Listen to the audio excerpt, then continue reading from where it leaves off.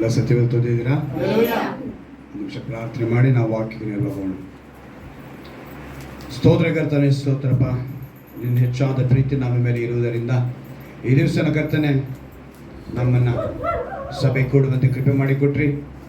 ಬಂದಿರುವಂಥ ನಮ್ಮೆಲ್ಲರ ಮೇಲೆ ನಿನ್ನ ವಿಶೇಷವಾದ ಕರುಣೆ ಪ್ರೀತಿ ಇರಬೇಕೆಂದು ನಾನು ಪ್ರಾರ್ಥಿಸ್ತೇನೆ. ವಾಕ್ಯದಿಂದ ನಮ್ಮನ್ನು ಬಲಪಡಿಸಿ ವಾಕ್ಯಕ್ಕಾಗಿ ಬದುಕುವಂತೆ ಕೃಪೆ ಮಾಡಬೇಕೆಂದು, ಜೀವಂತರ ಪಟ್ಟಿಯಲ್ಲಿ ನಮ್ಮ ಹೆಸರುಗಳು ಅದೇ ರೀತಿಯಾಗಿ ಜೀವಂತರಾಗಿ ನಾವು ಬದುಕುವಂತೆ ಕೃಪೆ ಮಾಡಿಕೊಡಬೇಕೆಂದು ಯೇಸುವನ್ನ ನಾವು ಪ್ರಾರ್ಥಿಸ್ತೇನೆ. ಆಮೆನ್.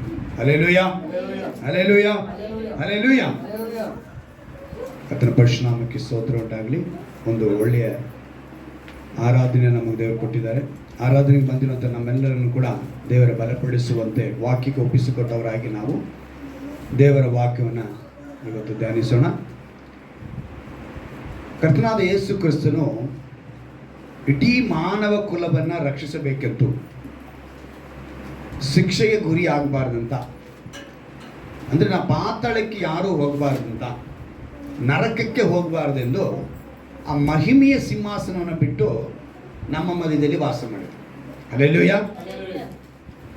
ನಮ್ಮ ಮಧ್ಯದಲ್ಲಿ ಅವ್ರು ಬರೋ ಉದ್ದೇಶನೇ ಏನು ಅಂತ ಹೇಳಿ ನಾವು ಆವಾಗ ನೆನೆಸಿ ನೋಡಬೇಕು. ಮೊದಲನೇದಾಗಿ ಇಡೀ ಮಾನವ ಕುಲವನ್ನು ಅವ್ರು ಏನು ಮಾಡಬೇಕು? ರಕ್ಷಿಸಬೇಕು. ಎರಡನೇದು, ನಾವು ಯಾರನ್ನು ಎಲ್ಲಿಗೆ ಹೋಗಬಾರ್ದು ಅಂತ, ಶಿಕ್ಷೆಗೆ ಗುರಿ ಆಗಬಾರ್ದು, ಪಾತಾಳಕ್ಕೆ ಹೋಗಬಾರ್ದು, ನರಕಕ್ಕೆ ಹೋಗಬಾರ್ದು ಅಂತೇಳಿ ತನ್ನ ಒಂದು ಮಹಿಮೆಯ ಸಿಂಹಾಸನವನ್ನು ಬಿಟ್ಟು ಭೂಮಿ ಮೇಲೆ ಬಂದ್ಬಿಟ್ಟು ಬಂದರು. 30 ವರ್ಷ ಬದುಕಿದ್ರು. 3 ವರ್ಷ 6 ತಿಂಗಳು ಸೇವೆ ಮಾಡಿದ್ರು. ಎಷ್ಟು ವರ್ಷ ಮಾಡಿದ್ರು? 3 ವರ್ಷ 6 ತಿಂಗಳು. ಆದರೆ 30 ವರ್ಷ ಬದುಕಿದ ಕಾಲದಲ್ಲಿ ಕೂಡ ಎಲ್ಲೂ ಕೂಡ ತನ್ನನ್ನು ಪಾಪಿ ಎಂದು ತೋರಿಸಿಕೊಳ್ಳುವುದಕ್ಕೆ ಅವರ ಅವಕಾಶನೇ ಕೊಡಲಿಲ್ಲ. ಪರಿಶುದ್ಧನಾಗಿಯೇ ಬದುಕಿದರು. ತಮ್ಮ ಪ್ರಾಯವನ್ನು, ತಮ್ಮ ನೋಟ, ತಮ್ಮ ಮಾತು, ತಮ್ಮ ನಡವಳಿಕೆ ಎಲ್ಲದರಲ್ಲೂ ಕೂಡ ಪರಿಶುದ್ಧವನ್ನು. ಈಗ ನಾವು ಪಾತಾಳಕ್ಕೆ ಹೋಗಬಾರ್ದು, ಶಿಕ್ಷೆಗೆ ಗುರಿಯಾಗಬಾರ್ದು, ಮತ್ತು ನರಕಕ್ಕೆ ಪಾತ್ರರಾಗಬಾರ್ದು ಅಂತ ಹೇಳಿ ಬಂದಂಥ ದೇವರು ಇವತ್ತು ನಮಗೆ ಏನು ತಿಳಿಸ್ಬೇಕು ಅನ್ನೋದನ್ನು ನಾವು ಅದನ್ನು ಕಲಿಬೇಕು. ಈ ಲೋಕದಲ್ಲಿ ಅಪರಾಧ ಮಾಡಿದ್ರೆ, ಈಗ ನೀವು ಸಾಮಾನ್ಯವಾಗಿ ಇವಾಗ ಇನ್ಸ್ಟಾಗ್ರಾಮಲ್ಲೆಲ್ಲ ತೋರಿಸ್ತಾರೆ, ಫೇಸ್ಬುಕ್ಕಲ್ಲಿ ತೋರಿಸ್ತಾರೆ. ಟ್ರಾಫಿಕ್ ಪೊಲೀಸ್ನವರು ಅಲ್ಲಲ್ಲಿ ಮೈಕ್ ಹಿಡ್ಕೊಂಡು, ಸ್ಪೀಕರ್ ಬಾಕ್ಸ್ ಇಟ್ಕೊಂಡು ಏನು ಹೇಳ್ತಾರೆ ಹೇಳಿ, ಹೆಲ್ಮೆಟ್ ಹಾಕ್ಕೊಂಡು ಹೋಗಿ, ಲೈನ್ ಆ ಕಡೆ ಹೋಗಬೇಡಿ, ಕ್ರಾಸ್ ಮಾಡಬೇಡಿ ಅಂಥೇಳಿ ಎಚ್ಚರಿಕೆ ಕೊಡೋದನ್ನು ಈ ನಡುವೆ ನಾವು ನೋಡ್ತಾ ಇದ್ದೀವಿ. ಅದಕ್ಕಿಂತ ಮುಂದೆ ನಾವು ನೋಡಬೇಕು ಅಂತ ಹೇಳಿದ್ರೆ, ನಮ್ಮ ಈ ಒಂದು ಸಮಾಜದಲ್ಲಿ, ಲೋಕದಲ್ಲಿ ಬದುಕುವುದಕ್ಕೆ ಅನೇಕ ವಿಧವಾದ ಕಾನೂನುಗಳನ್ನ ಮಾಡಿದ್ದಾರೆ. ಒಂದು ವಾಹನ ಚಾಲನೆ ಮಾಡೋದಕ್ಕೆ ಒಂದು ಕಾನೂನಿದೆ, ಒಬ್ಬ ಮನುಷ್ಯ ಬದುಕುವುದಕ್ಕೆ ಒಂದು ಕಾನೂನಿದೆ, ಪ್ರತಿಯೊಂದಕ್ಕೂ ಏನಿದೆ? ಕಾನೂನಿದೆ. ಈಗ ಕಾನೂನನ್ನ ಮೀರಿದಾಗ ನಮಗೆ ಅಪರಾಧ ಅಂತ ಹೇಳ್ತಾರೆ. ಅಪರಾಧಕ್ಕೆ ತಕ್ಕಂತೆ ನಾವೇನು ಮಾಡ್ತೀವಿ? ನಮಗೆ ಶಿಕ್ಷೆ ಕೊಡ್ತಾರೆ. ಕಳ್ಳತನ, ಕೊಲೆ, ಮೋಸ, ವಂಚನೆ, ಇನ್ನು ಅತ್ಯಾಚಾರ, ಬಹಳ ವಿಷಯಗಳಿದೆ. ಇವೆಲ್ಲವೂ ಕೂಡ ಅಪರಾಧಗಳು ಅಂತ ನಿರ್ಣಯಿಸಲ್ಪಟ್ಟಾಗ ಅದನ್ನು ಶಿಕ್ಷಿಸುವುದಕ್ಕೆ ಒಂದು ಕಾನೂನು ಮಾಡಿ, ಆ ಕಾನೂನಿನ ಅಡಿಯಲ್ಲಿ ಪ್ರತಿಯೊಂದು ಅಪರಾಧಕ್ಕೆ ಶಿಕ್ಷೆಗೆ ಒಳಪಡಿಸ್ತಾರೆ. ಹಾಗೆ ಪರಲೋಕ ದೇವರು ಏನು ಮಾಡಿದ್ರು ಅಂತ ಹೇಳಿದ್ರೆ, ಪ್ರತಿಯೊಬ್ಬನು ತನ್ನ ವಿಶ್ವಾಸಿಯಾಗಿ ಈ ಭೂಮಿ ಮೇಲೆ ಬದುಕಬೇಕು ಅಂದರೆ ಅವರೇ ತನ್ನ ಒಂದು ಪ್ರೇರಣೆಯಿಂದ, ಅವರೇ ಉಂಟು ಮಾಡಿರುವ ಮಕ್ಕಳಿಂದನೇ ಕಾನೂನನ್ನು ಬರೆಸೋದು. ಆ ಕಾನೂನೇ ಈ ಸತ್ಯವೇದ. ಹಲ್ಲೆಲೂಯಾ. ಈ ಪುಸ್ತಕವನ್ನು, ಪರಲೋಕದ ಕಾನೂನನ್ನು ನಾವೇನು ಮಾಡಬೇಕು? ಪಾಲಿಸಬೇಕು. ಈ ಭೂಮಿ ಮೇಲೆ ಬದುಕಬೇಕು ಅಂದರೆ ನಾವು ಕಾನೂನು ಪ್ರಕಾರವಾಗಿ ಬದುಕಿದ್ರೆ, ಉದಾಹರಣೆಗೆ ನಾವು ಇಲ್ಲಿ ಕರ್ನಾಟಕದಲ್ಲಿ ಜೀವನ ಮಾಡಬೇಕು ಅಂತ ಹೇಳಿದ್ರೆ ನಮಗೆ ಅಂತ ಕೆಲವು ಕಾನೂನು ಮಾಡಿದ್ದಾರೆ. ವೋಟರ್ ಐ ಡಿ ಅಂತ ಹೇಳ್ತಾರೆ, ಆಧಾರ್ ಕಾರ್ಡು ಅಂತ ಹೇಳ್ತಾರೆ ಅಲ್ವಾ? ಇದು ಬಹಳ ಮುಖ್ಯ. ಆಗಲೇ ನಾವು ಕರ್ನಾಟಕ ರಾಜ್ಯದ ಪ್ರಜೆನೂ ಆಗ್ತೀವಿ, ಭಾರತ ದೇಶದ ಪ್ರಜೆನೂ ಆಗ್ತೀವಿ, ನಮ್ಗೆ ವಾಸ ಮಾಡೋದಕ್ಕೆ ಅರ್ಹತೆ ಇದೆ. ಈಗ ನಮ್ಗೆ ಆಧಾರ್ ಕಾರ್ಡ್ ಇಲ್ಲ ಅಂತ ಹೇಳಿದ್ರೆ ನಾವು ಯಾರು ಭಾರತೀಯರಾಗಿರೋದಕ್ಕೆ ಸಾಧ್ಯ. ಈಗ ಅಮೇರಿಕಾಗೆ ಹೋಗಿದ್ದಾರೆ ಭಾರತೀಯರು, ಅವರಲ್ಲಿ ವಾಸ ಮಾಡೋದಕ್ಕೆ ಸಾಧ್ಯವಿಲ್ಲ ಅಂತೇಳಿ ಟ್ರಂಪ್ ಏನು ಮಾಡ್ತಿದ್ದಾರೆ? ವಾಪಸ್ ಕಳಿಸ್ತಾರೆ. ಕಾರಣ ಏನು ಅಂತ ಹೇಳಿದ್ರೆ ಅವರು ಅಲ್ಲಿಯ ಪ್ರಜೆಗಳಲ್ಲ. ಅಲ್ಲಿ ಪ್ರಜೆ ಆಗಬೇಕು ಅಂದರೆ ಬೇಕಾದಷ್ಟು ಕಾನೂನಿದೆ, ಅನೇಕ ಬದಲಾವಣೆಗಳಿದೆ, ದುಡ್ಡು ಖರ್ಚು ಮಾಡಬೇಕು, ಸಮಯ ಕಳಿಬೇಕು, ವರ್ಷಾನುಗಟ್ಟಲೆ ಇರಬೇಕು, ಏನೇನೋ ಕಾನೂನುಗಳಿದೆ. ಆ ಕಾನೂನಿನ ಪ್ರಕಾರ ಅವರಿದ್ದರೆ ಅಲ್ಲೇನಾಗ್ಬೋದು, ಇಲ್ಲಿರೋರು ಕೂಡ ಅಲ್ಲಿ ಹೋಗಿ ವಾಸ ಮಾಡೋದಕ್ಕೆ, ಪ್ರಜೆಗಳಾಗೋದಕ್ಕೆ ಸಾಧ್ಯ. ಇಲ್ಲಿ ನಾವು ವಾಸ ಮಾಡಬೇಕಾದ್ರೆ ನಮಗೆ ಹೇಗೆ ದೇವರು ಕೊಟ್ಟಿರುವಂಥ ಈ ಭೂಮಿ ಮೇಲೆ ಮನುಷ್ಯರಿಂದ ಉಂಟು ಮಾಡಲ್ಪಟ್ಟಂಥ ಒಂದು ಪ್ರಜೆಯಾಗಿರೋದಕ್ಕೆ ಆಧಾರ್ ಕಾರ್ಡ್ ಮಾಡಿದಾರೋ, ಹಾಗೆ ಈ ಮನುಷ್ಯರ ಮೂಲಕನೇ ನಾವೇನಾಗಬೇಕು, ಕಾನೂನನ್ನು ತಿಳ್ಕೋಬೇಕು ಅಂತೇಳಿ ಅದೇ ಮನುಷ್ಯರ ಕೈಗಳಲ್ಲೇ ಬರೆಸಿರೋದು. ಇದು ದೇವರ ಕೈಯಲ್ಲಿ ಬರೆದಿಲ್ಲ. ಯಾರ ಕೈಯಿಂದ ಬರೆಸಿದ್ದಾರೆ? ಮನುಷ್ಯರ ಕೈಯಲ್ಲೇ ಬರೆಸಿದ್ದಾರೆ. ಬರೆಸಿ ಇದನ್ನು ನಾವೇನು ಮಾಡಬೇಕು, ಅನುಸರಿಸಬೇಕು. ಅಂದರೆ ಯಾರೂ ನಾಶಕ್ಕೆ ಹೋಗಬಾರ್ದು. ಅವರು ತಡ ಮಾಡ್ತಿರೋದು ಎಲ್ಲರೂ ಏನಾಗಬೇಕು, ರಕ್ಷಣೆ ಮಾರ್ಗಕ್ಕೆ ಬಂದ್ಬಿಡಬೇಕು, ನಿತ್ಯ ಜೀವಕ್ಕೆ ಬಂದ್ಬಿಡಬೇಕು. ಹೇಗೆ ಟ್ರಾಫಿಕ್ ಡಿಪಾರ್ಟ್ಮೆಂಟ್ ಆಗಲಿ, ಕ್ರೈಮ್ ಡಿಪಾರ್ಟ್ಮೆಂಟ್ ಆಗಲಿ ನಮ್ಮ ಜನ ಅಪರಾಧ ಮಾಡಿ ಸೆರೆಮನೆಗೆ ಬರಬಾರದು ಅಂತೇಳಿ ಎಚ್ಚರಿಕೆ ನೀಡ್ತಾರೋ, ಹಾಗೆ ಯೇಸು ಕ್ರಿಸ್ತನು ಈ ಭೂಮಿ ಮೇಲೆ ಹುಟ್ಟಿ ನಂತರವೂ ಕೂಡ ಸತ್ತು ಪವಿತ್ರಾತ್ಮನಾಗಿ ಪ್ರೇರೇಪಿಸಲ್ಪಟ್ಟು ಸತ್ಯವೇದವನ್ನು ಬರೆಸಿ ನಮಗೇನು ಮಾಡ್ತಾ ಇದ್ದಾರೆ, ತಿಳಿಸ್ತಾ ಇದ್ದಾರೆ. ಇದಕ್ಕಿಂತ ಮುಂಚೆ ಪ್ರವಾದಿಗಳ ಮೂಲಕ ಅನೇಕ ಪ್ರವಾದನೆಗಳನ್ನು ಹೇಳಿ ಪ್ರವಾದಿಗಳ ಮೂಲಕನೇ ಮನುಷ್ಯನಿಗೆ ಎಚ್ಚರಿಕೆಯನ್ನು ಕೊಟ್ಟರು. ಅವನೇನು ಮಾಡಬೇಕು, ಕಾನೂನನ್ನ ಪಾಲನೆ ಮಾಡಬೇಕು. ಅಂದರೆ ಪಾತಾಳ ಎಂಬುದಕ್ಕೆ ಏನಾಗಬಾರ್ದು, ಅವನು ಗುರಿ ಆಗಬಾರ್ದು, ಶಿಕ್ಷೆಗೆ ಗುರಿ ಆಗಬಾರ್ದು. ಎಲ್ಲ ಕರ್ತನ ಪಂಕ್ತಿಯಲ್ಲಿ ನಾವೇನು ಯೋಚನೆ ಓದ್ತೀವಿ, ಯಾವುದು 1 ಕೊರಿಂಥದಲ್ಲಿ 12ನೇ ಅಧ್ಯಾಯದಲ್ಲಿ ಏನು ಮಾಡ್ತೀವಿ, 11ನೇ ವಾಕ್ಯಗಳನ್ನು ಓದಿ ಏನಂತ, ನಾವು ಈ ಲೋಕದವರ ಸಂಗಡ ಅಪರಾಧಿಗಳೆಂದು ನಿರ್ಣಯಿಸಬಾರದು ಅಂತೇಳಿ ನಮ್ಗೆ ಏನಾಗುತ್ತದೆ, ಈ ಭೂಮಿ ಮೇಲೇನೆ ಶಿಕ್ಷಿಸಲ್ಪಡುತ್ತೆ. ನಮ್ಮನ್ನ ಅವ್ರು ಶುದ್ಧಿ ಮಾಡ್ಕೊಂಡ್ ಬರ್ತಾರೆ. ಹಾಗೆ ಇರುವಾಗ ನಾವೇನು ತಿಳ್ಕೋಬೇಕು, ಈ ಪಾತಾಳ ಇವತ್ತು ಮನುಷ್ಯನಿಗೆ ಇದ್ರ ಕುರಿತು ಭಯ ಇಲ್ಲ. ಇದರ ಕುರಿತು ಅವನಿಗೆ ಭಯ ಇಲ್ಲದ ನಿಮಿತ್ತ ಒಂದು ವಾಕ್ಯವನ್ನು ಓದೋಣ. ಜ್ಞಾನೋಕ್ತಿಗಳಲ್ಲಿ 15ನೇ ಅಧ್ಯಾಯ, ಜ್ಞಾನೋಕ್ತಿಗಳು 15ನೇ ಅಧ್ಯಾಯ 24ನೇ ವಾಕ್ಯವನ್ನು ನಾವು ನೋಡುವಾಗ, ವಿವೇಕಿಗೆ ಜೀವದ ಮಾರ್ಗವು ಮೇಲಕ್ಕೆ ಹೋಗುತ್ತದೆ, ಅದನ್ನು ಹಿಡಿದವನು ಪಾತಾಳದಿಂದ ತಪ್ಪಿಸಿಕೊಳ್ಳುವನು. Amen, hallelujah. ವಿವೇಕಿಗೆ ಜೀವದ ಮಾರ್ಗವು ಮೇಲಕ್ಕೆ ಹೋಗುತ್ತದೆ, ಅದನ್ನು ಹಿಡಿದವನು ಪಾತಾಳದಿಂದ ತಪ್ಪಿಸಿಕೊಳ್ಳುವನು. ವಿವೇಕಿ ಆಗ್ಬೇಕಂದ್ರೆ ಬುದ್ಧಿವಂತನಾಗಬೇಕು. ಈ ಕಾನೂನು ಬಗ್ಗೆ ನಾವು ತಿಳ್ಕೊಂಡ್ರೆ ನೀನು ಎಲ್ಲಿ ಹೋಗಿದ್ದೆ ಅಂತೆ, ಜೀವದ ಮಾರ್ಗದಲ್ಲಿ ಮೇಲೆ ಹೋಗ್ತೀಯ. ಅಂದರೆ ಒಂದು ಮೆಟ್ಲು ಹತ್ಕೊಂಡೇ ಹೋಗ್ತಾ ಇರ್ತೀಯ. ಆದರೆ ನೋಡಿ, ಅದನ್ನು ಹಿಡಿದವನು ಪಾತಾಳದಿಂದ ತಪ್ಪಿಸ್ಕೊಳ್ತಾನೆ. ಅಂದರೆ ಅಲ್ಲಿ ಎಲ್ಲಿ ತಪ್ಪಿಸ್ಕೊಳ್ತೀವಿ, ಇದನ್ನು ಕಾನೂನು ಮಾಡಿದ್ರೆ, ಕಾನೂನು ಹಿಂಬಾಲಿಸಿದ್ರೆ, ಕಾನೂನ ಪಾಲನೆ ಮಾಡಿದ್ರೆ ಪಾತಾಳಕ್ಕೆ ನಾವು ತಪ್ಪಿಸ್ಕೊಳ್ತೀವಿ.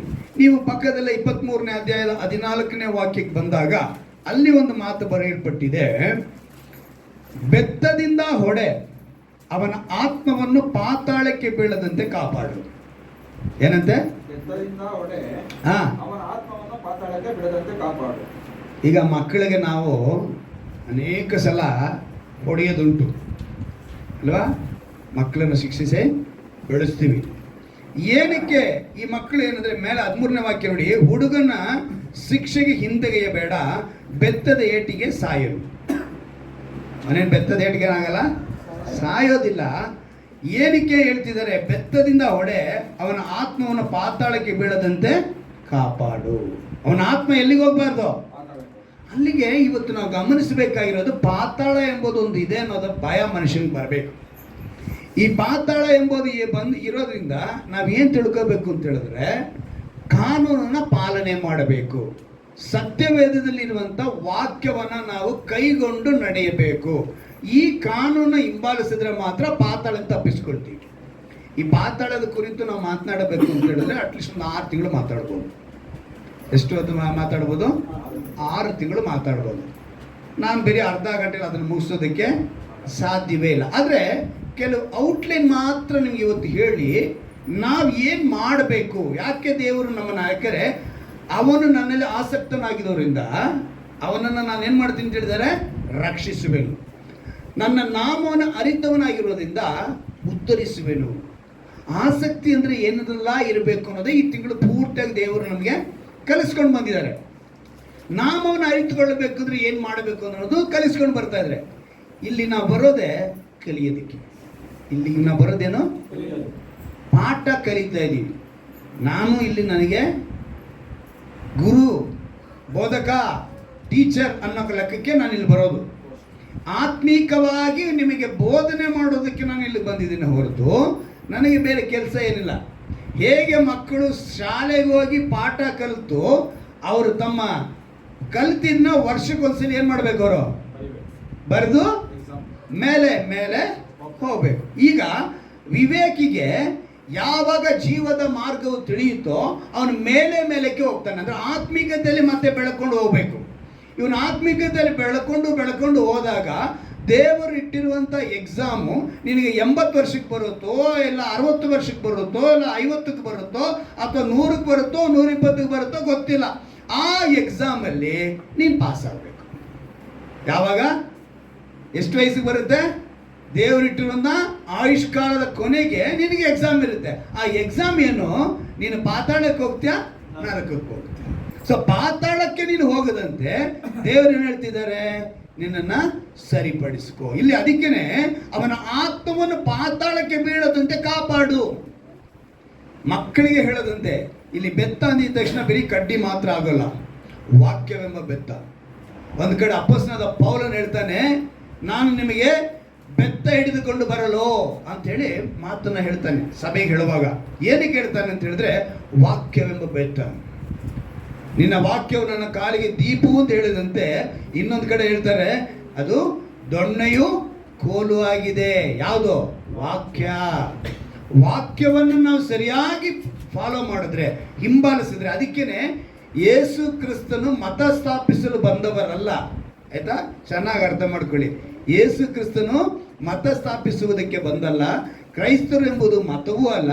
ನಾವೆಲ್ಲ ಕ್ರಿಸ್ತನ ಹಿಂಬಾಲಕರು, ಜೀಸಸ್ ಫಾಲೋಯರ್ಸ್.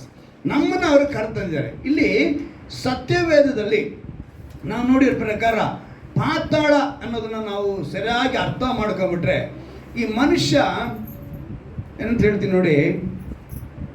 ಒಂದು ವಾಕ್ಯನ ಓದೋಣ. ಜ್ಞಾನೋಕ್ತಿಗಳು 1ನೇ ಅಧ್ಯಾಯದಲ್ಲಿ ಇವತ್ತಿನ ಅಂಶ ಇದೆ, ಮೇನ್ ಪಾಯಿಂಟ್ ಇದೆ. ಜ್ಞಾನೋಕ್ತಿಗಳು 1ನೇ ಅಧ್ಯಾಯ 33ನೇ ವಾಕ್ಯ. ನನ್ನ ಮಾತಿಗೆ ಕಿವಿಗೊಡುವನಾದರೂ ಸ್ವಸ್ಥವಾಗಿರುವನು, ಯಾವ ಕೇಳಿಗೂ ಭಯಪಡದೆ ಸುರಕ್ಷಿತನಾಗಿರುವನು ಎಂಬುದೇ.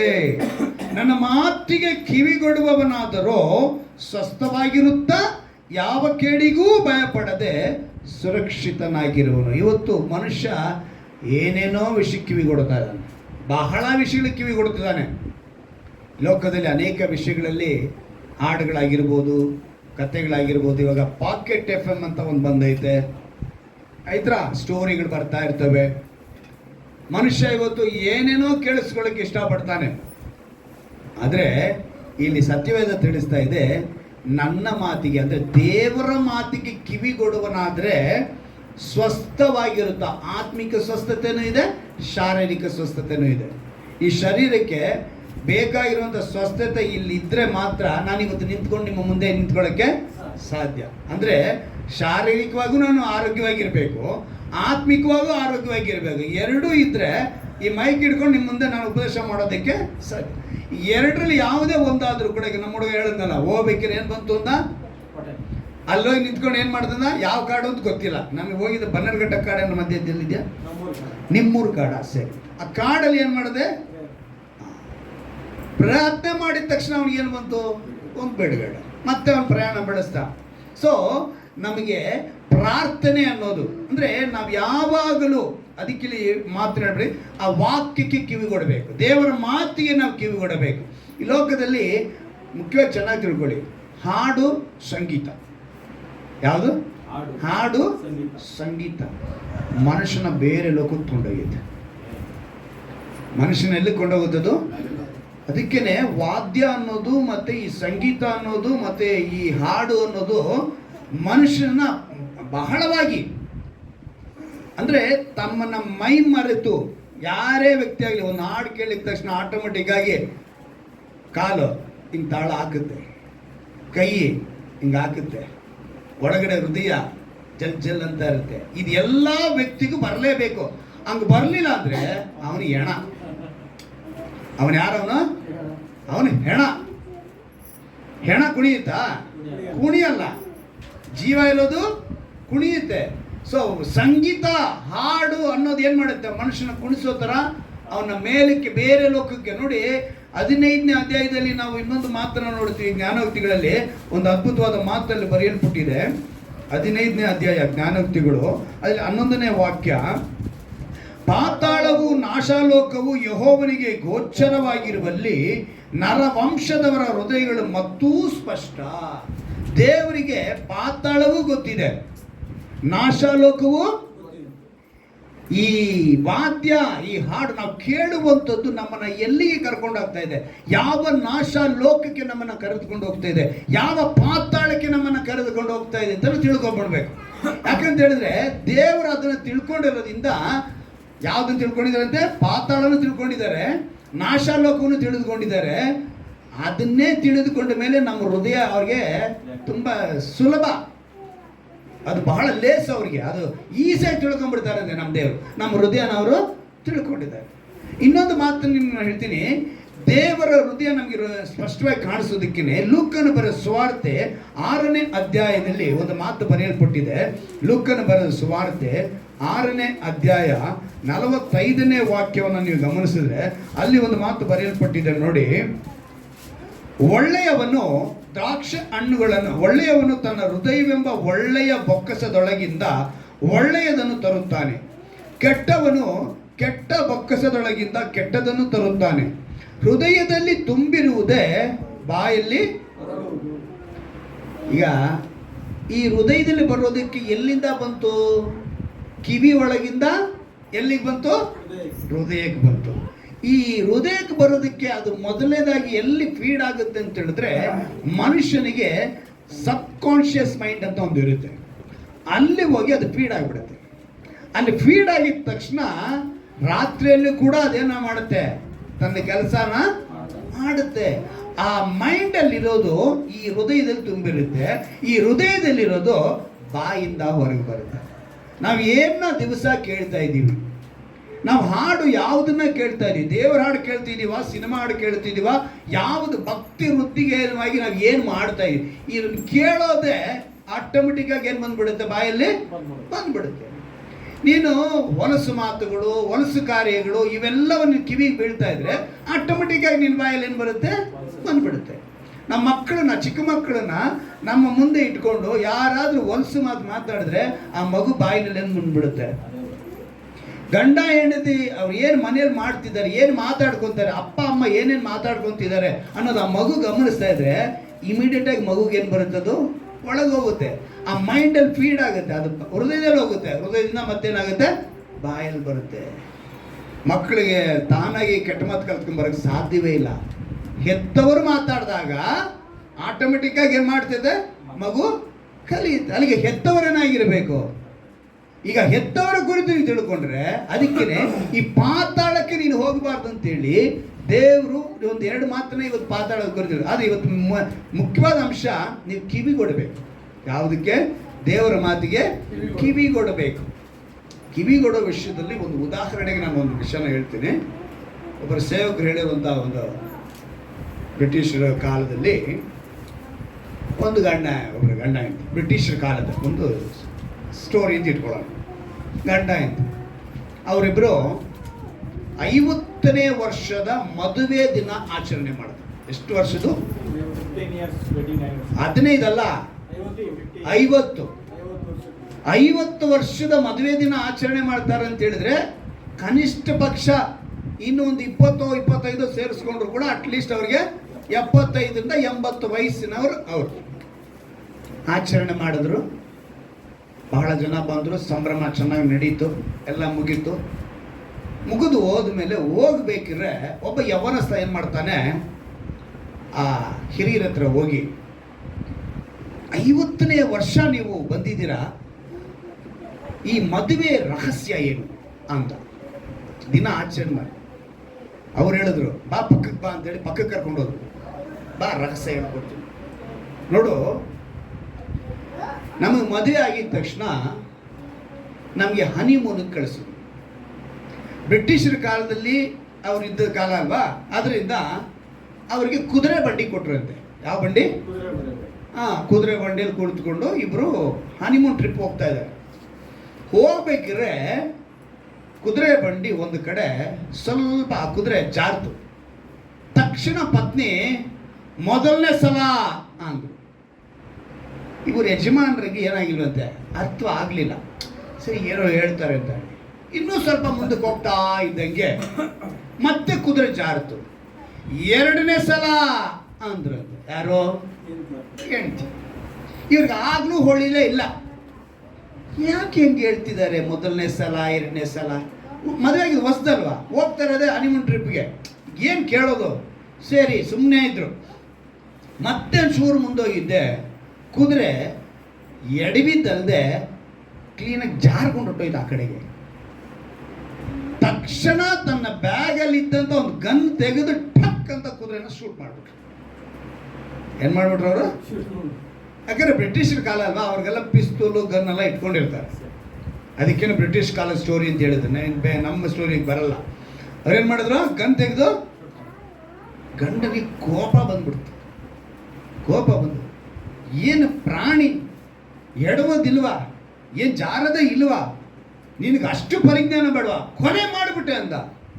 ತಕ್ಷಣ ಹೆಂಡ್ತಿ ಮೊದಲನೇ ಸಲ ಅಂದ. ಏನಂದ? ಇಷ್ಟೇ ಅಪ್ಪ ನಡೆದಿದ್ದು. ನಾನು ನೆಕ್ಸ್ಟ್ ಆಕೆ ಎರಡನೇ ಸಲ ಅಂತ ಹೇಳಕ್ಕೆ ಚಾನ್ಸೇ ಕೊಡ್ಲಿಲ್ಲಪ್ಪ. ಏನು ಕೊಡ್ಲಿಲ್ಲ ನಾನು? ಎರಡನೇ ಸಲ ಅಂತ ಹೇಳಕ್ಕೆ ಚಾನ್ಸೇ ಕೊಡ್ಲಿಲ್ಲ. ಯಾಕಂದ್ರೆ ಎರಡನೇ ಸಲ ಅಂತ ಹೇಳಿದ್ರೆ ಮೂರನೇ ಸಲಕ್ಕೆ ನಾನೇನಾಗ್ಬಿಡ್ತೀನಿ. ಇದೇ ರಹಸ್ಯ.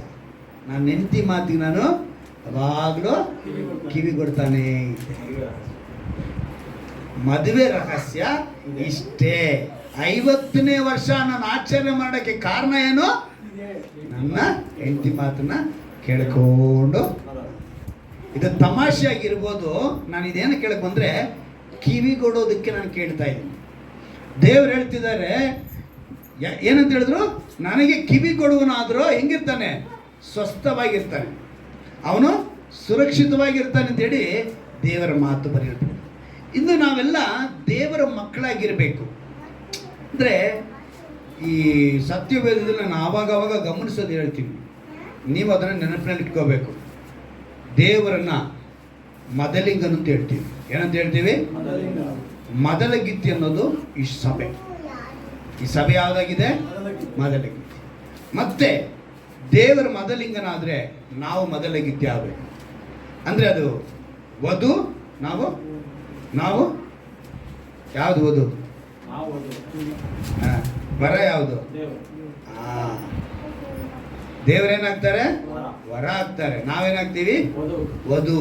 ಅಂದರೆ ಗಂಡು ಹೆಣ್ಣು ಸಂಬಂಧ, ಗಂಡ ಹೆಂಡತಿ ಸಂಬಂಧ.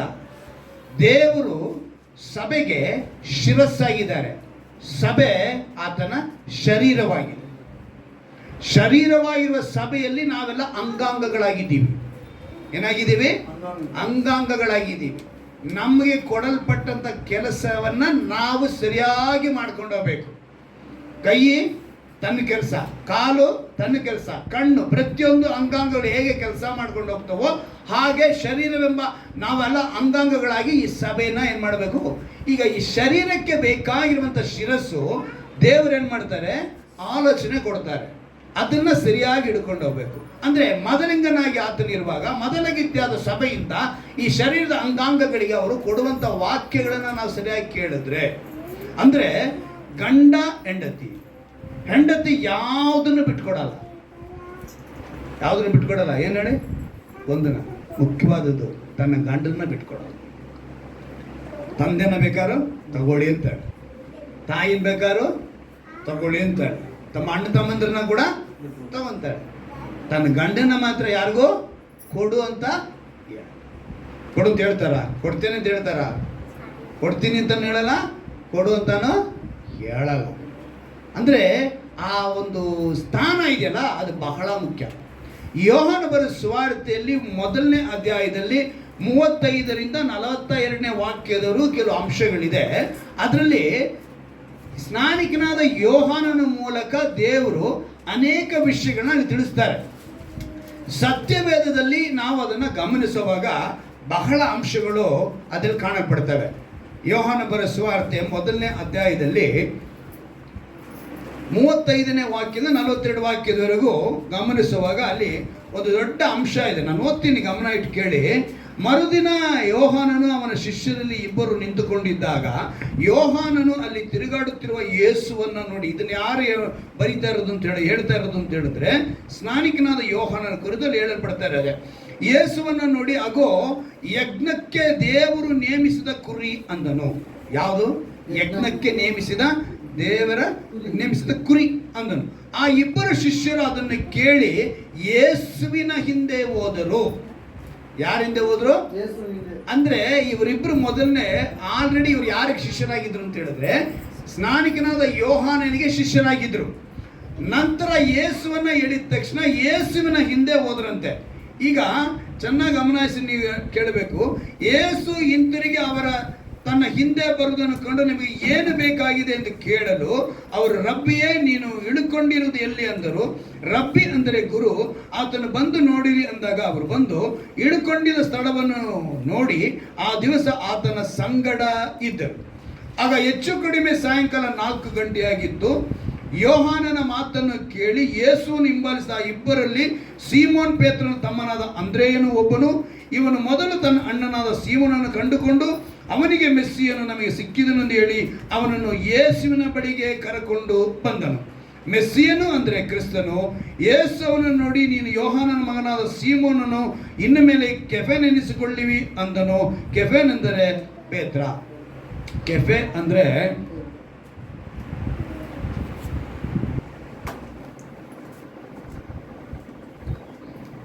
ಕೆಫೆ ಅಂದರೆ ಕನ್ನಡದಲ್ಲಿ ಹೇಳಬೇಕು ಅಂದರೆ ಗುಂಡು ಅಥವಾ ಬಂಡೆ.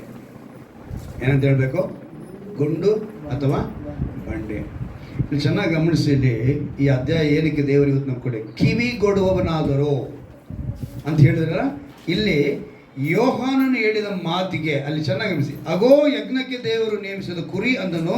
ಆ ಇಬ್ಬರು ಶಿಷ್ಯರು ಅದನ್ನು ಕೇಳಿ ಅವ್ರು ಏನು ಕೇಳಿಸ್ಕೊಂಡ್ರು? ಸ್ನಾನಿಕನಾದ ಯೋಹಾನನು ಹೇಳಿದ ಮಾತು, ಯಜ್ಞಕ್ಕೆ ದೇವರು ನೇಮಿಸಿದ ಕುರಿ ಅಂದರು. ಇದನ್ನ ಕೇಳಿಸ್ಕೊಂಡ್ರು. ಮೊದಲನೇದಾಗ ಅವ್ರು ಏನು ಕೇಳಿಸ್ಕೊಂಡ್ರು? ದೇವರು ಯಜ್ಞಕ್ಕೆ ದೇವರು ನೇಮಿಸಿದ ಕುರಿ ಅಂತ ಅವ್ರು ಕೇಳಿಸ್ಕೊಂಡಿದ್ದ ತಕ್ಷಣ ಯೇಸುವಿನ ಹಿಂದೆ ಹೋದ್ರಂತೆ. ಅವ್ರು ಕೇಳಿಸ್ಕೊಂಡಿದ್ದ ತಕ್ಷಣ ಏನು ಮಾಡಿದ್ರು? ಇವತ್ತು ನೀವು ಎಷ್ಟು ಸಲ ಯೇಸುವನ್ನ ಕೇಳಿಸ್ಕೊಂಡಿದ್ದೀರಾ? ನೀವು ಆ ಯೇಸುವಿನ ಹಿಂದೆ ಇದ್ದೀರಾ? ಗಮನಿಸ್ಕೊಳ್ಳಿ. ನಿಮ್ಮನ್ನು ನೀವು ಪರೀಕ್ಷೆ ಮಾಡಿಕೊಳ್ಬೇಕು. ಹಿಂದೆ ಹೋದವರು ಏನು ಮಾಡಿದ್ರು? ನೆಕ್ಸ್ಟ್ ಅಲ್ಲಿಗೆ 39ನೇ ವಾಕ್ಯಕ್ಕೆ ನಾವು ಬರುವಾಗ, ಆತನು ಬಂದು ನೋಡಿರಿ ಅಂದಾಗ ಅವರು ಬಂದು ಆತನು ಇಳುಕೊಂಡಿದ್ದ ಸ್ಥಳವನ್ನು ನೋಡಿ ಆ ದಿವಸ ಆತನ ಸಂಗಡ ಇದ್ದರು. ಕೇಳಿಸ್ಕೊಂಡವರು ಹಿಂಬಾಲಿಸಿದವರು ಆತನ ಇರುವಂಥ ಸ್ಥಳಕ್ಕೆ ಹೋದರು. ಎಲ್ಲಿಂದ ಕೇಳಿಕೊಂಡ್ರು? ಆತನ ಸಂಗಡ ಇದ್ದರು. ಮೊದಲನೇದು ಅವ್ರು ಏನು ಮಾಡಿದ್ರು? ಹಿಂಬಾಲಿಸಿದ್ರು. ಎರಡನೇದು ಏನು ಮಾಡಿದ್ರು? ಅವರ ಸಂಗಡ ಇದ್ದರು. ನೀವು ಕೇಳಿಸ್ಕೊಂಡಿದ್ದೀರಾ? ಹಿಂಬಾಲಿಸಿದ್ರ ಯೇಸುವನ್ನ? ಪರೀಕ್ಷೆ ಮಾಡಿಕೊಳ್ಳಿ. ನೀವು ಕೇಳಿಸ್ಕೊಂಡಿದ್ದೀರಾ ಯೇಸುವನ್ನ? ಆತನ ಸಂಗಡ ಇದ್ದೀರಾ? ಸಂಗಡ ಅನ್ನೋದನ್ನ ಜೊತೆ. ನೀವು ಯೇಸುವಿನ ಜೊತೆ ಇದ್ದೀರಾ? ಪರೀಕ್ಷೆ ಮಾಡಿಕೊಳ್ಳಿ. ಮೂರನೇದಾಗಿ 41ನೇ ವಾಕ್ಯಕ್ಕೆ ನಾವು ಬರುವಾಗ, ಇವನು ಮೊದಲು ತನ್ನ ಅಣ್ಣನಾದ ಸೀಮೋನನ್ನು ಕಂಡುಕೊಂಡು ಅವನಿಗೆ ಮೆಸ್ಸಿಯನು ನಮಗೆ ಸಿಕ್ಕಿದನು ಎಂದು ಹೇಳಿ ಅವನನ್ನು ಯೇಸುವಿನ ಬಳಿಗೆ ಕರ್ಕೊಂಡು ಬಂದನು. ಈಗ ಮೂರನೇ ಕೆಲಸ ಮಾಡ್ತಿದ್ದಾರೆ. ತನ್ನ ಕುಟುಂಬವನ್ನ, ತನ್ನ ಅಣ್ಣನನ್ನ ಕರೆದು ಯೇಸುವಿನ ಬಳಿಗೆ ಕರ್ಕೊಂಡು ಬಂದ್ರಂತೆ. ಎಲ್ಲಿ ಬಂದ್ರು ಅವರು? ಯೇಸುವಿನ ಬಳಿಗೆ ಕರ್ಕೊಂಡು ಬಂದರು. ಮೊದಲನೇದವರು ಹಿಂಬಾಲಿಸಿದ್ರು, ಎರಡನೇದು ಅವ್ರ ಜೊತೆ ಇದ್ರು, ಮೂರನೇದು ಯೇಸುವಿನ ಬಳಿಗೆ ಅವರು ಇನ್ನೂ ಅನೇಕರನ್ನ ಕರ್ಕೊಂಡು, ಅಂದ್ರೆ ಸ್ವಂತ ಕುಟುಂಬವನ್ನೇ ಮೊದಲದಾಗಿ ಅವರು ಕರ್ಕೊಂಡು ಬಂದರು. ಇವತ್ತು ನೀವು ಕೇಳಿಸ್ಕೊಳ್ತಾ ಇದ್ದೀರಾ? ಹಿಂಬಾಲಿಸ್ತಾ ಇದ್ದೀರಾ? ಪರೀಕ್ಷೆ ಮಾಡಿ. ನೀವು ಕೇಳಿಸ್ಕೊಳ್ತಾ ಇದ್ದೀರಾ? ನಾವು ಅಂತಾನೆ ಹೇಳ್ಕೊಳ್ಳೋಣ, ಆತನ ಸಂಗಡ ಇದ್ದೀವಾ? ಇವತ್ತು ನಾವು ಕೇಳಿಸ್ಕೊಳ್ತಾ ಇದ್ದೀವಿ, ನಾವು ಯಾರಾದರೂ ದೇವರ ಬಳಿಗೆ ಕರ್ಕೊಂಡು ಬಂದಿದ್ದೀವ ಯಾರನ್ನಾದರೂ ಯೋಚನೆ ಮಾಡಿ ನೋಡಬೇಕು. ಕರ್ತನಾದ ಯೇಸು ಕ್ರಿಸ್ತರು ಇಡೀ ಮಾನವ ಕುಲವನ್ನು ರಕ್ಷಿಸಬೇಕು ಅಂತಲೇ ಅವ್ರು ಬಂದಿದ್ದಲ್ವಾ? ಬಂದ ಮೇಲೆ ಇಷ್ಟು ವಿಷಯ ನಮ್ಗೆ ಹೇಳ್ತಾರೆ. ನಾವು ಅವ್ರ ಹಿಂದೆ ಬರಬೇಕು. ಸತ್ಯವೇದದಲ್ಲಿ ಈ ಕೇಳಿ ಎಂಬ ಮಾತಿಗೆ ಅನೇಕ ಘಟನೆಗಳಿದೆ. ನಾನು ಒಂದು 2-3 ಘಟನೆ ಹೇಳಿ ನಾನು ಸಂದೇಶನ ಮುಗಿಸ್ತೀನಿ. ಅದಕ್ಕೆ ಮುಂದಾಗಿ ನಾವು ತಿಳ್ಕೋಬೇಕಾಗಿರೋದು, ಈ ಯೇಸುವಿನ ಹಿಂದೆ ಬಳಿಗೆ ಕರ್ಕೊಂಡು ಬಂದವರು ಮತ್ತು ಅವ್ರ ಸಂಗಡ ಇದ್ದವರು, ಆತನ ಹಿಂಬಾಲಿಸಿದವರು, ಅವ್ರು ಕೇಳಿಸ್ಕೊಂಡಿದ್ದ ವಿಷಯ ಏನು, ಅವ್ರು ತಿಳ್ಕೊಂಡಿದ್ದ ವಿಷಯ ಏನು, ಅದನ್ನು ನಾವು ತಿಳ್ಕೋಬೇಕು. ಯೋಹಾನ ಬರೆದ ಸುವಾರ್ತೆಯಲ್ಲೇ 15ನೇ ಅಧ್ಯಾಯದಲ್ಲಿ ಒಂದು ಮಾತು ಬರೆಯಲ್ಪಟ್ಟಿದೆ ನೋಡಿ. ಅವ್ರು ಕೇಳಿಸ್ಕೊಂಡಿದ್ದು ಏನು ಅಂತೇಳಿ ನಾವು ತಿಳ್ಕೊಳ್ಳೋಣ. ಇಲ್ಲಿ ಏನಂತ ಬರೆಯಲ್ಪಟ್ಟಿದೆ 7ನೇ ವಾಕ್ಯದಲ್ಲಿ, ನೀವು ನನ್ನಲ್ಲಿಯೋ ನನ್ನ ವಾಕ್ಯಗಳು ನಿಮ್ಮಲ್ಲಿ ನೆಲೆಗೊಂಡಿದ್ರೆ ಏನು ಬೇಕಾದರೂ ಬೇಡಿಕೊಳ್ಳ್ರಿ ಅಂತ. ಈ ಮಾತನ್ನು ಅವ್ರು ಕೇಳಿಸ್ಕೊಂಡಿರ್ಬೋದು. ಇದನ್ನು ಕೇಳಿಸ್ಕೊಂಡ ಮೇಲೆ ಅವ್ರು ಹೇಳ್ತಾರೆ, ಅದು ನಿಮಗೆ ದೊರೆಯುವುದು, ನೀವು ಬಹಳ ಫಲ ಕೊಡೋದಿಲ್ಲ, ನನ್ನ ತಂದೆಗೆ ಮಹಿಮೆ ಉಂಟಾಗುವುದು ಮತ್ತು ನನ್ನ ಶಿಷ್ಯರಾಗುವರಿ. ಆಗ ಹೇಳ್ತಿದ್ದಾರೆ, ನೀವು ನನ್ನ ಶಿಷ್ಯರಾಗುವರಿ. ಈಗ ನಾವು ಮೊದಲನೇದಾಗಿ ಅವರಿಬ್ಬರು ಸ್ನಾನಿಕನಾದ ಯೋಹಾನನಿಗೆ ಶಿಷ್ಯರಾಗಿದ್ದರು. ಅವರು ಯಾವಾಗ ಯೇಸುವಿನ ದೇವರು ನೇಮಿಸಿದ ಯಜ್ಞದ ಕುರಿ ಅಂತ ಹೇಳಿದ ತಕ್ಷಣ ಅವರನ್ನು ಹಿಂಬಾಲಿಸಿದ್ರು. ಯಾರನ್ನ ಹಿಂಬಾಲಿಸಿದ್ರು? ಯೇಸುವನ್ನು ಹಿಂಬಾಲಿಸಿದವರು ಆತನ ಸಂಗಡ ಇದ್ದರು.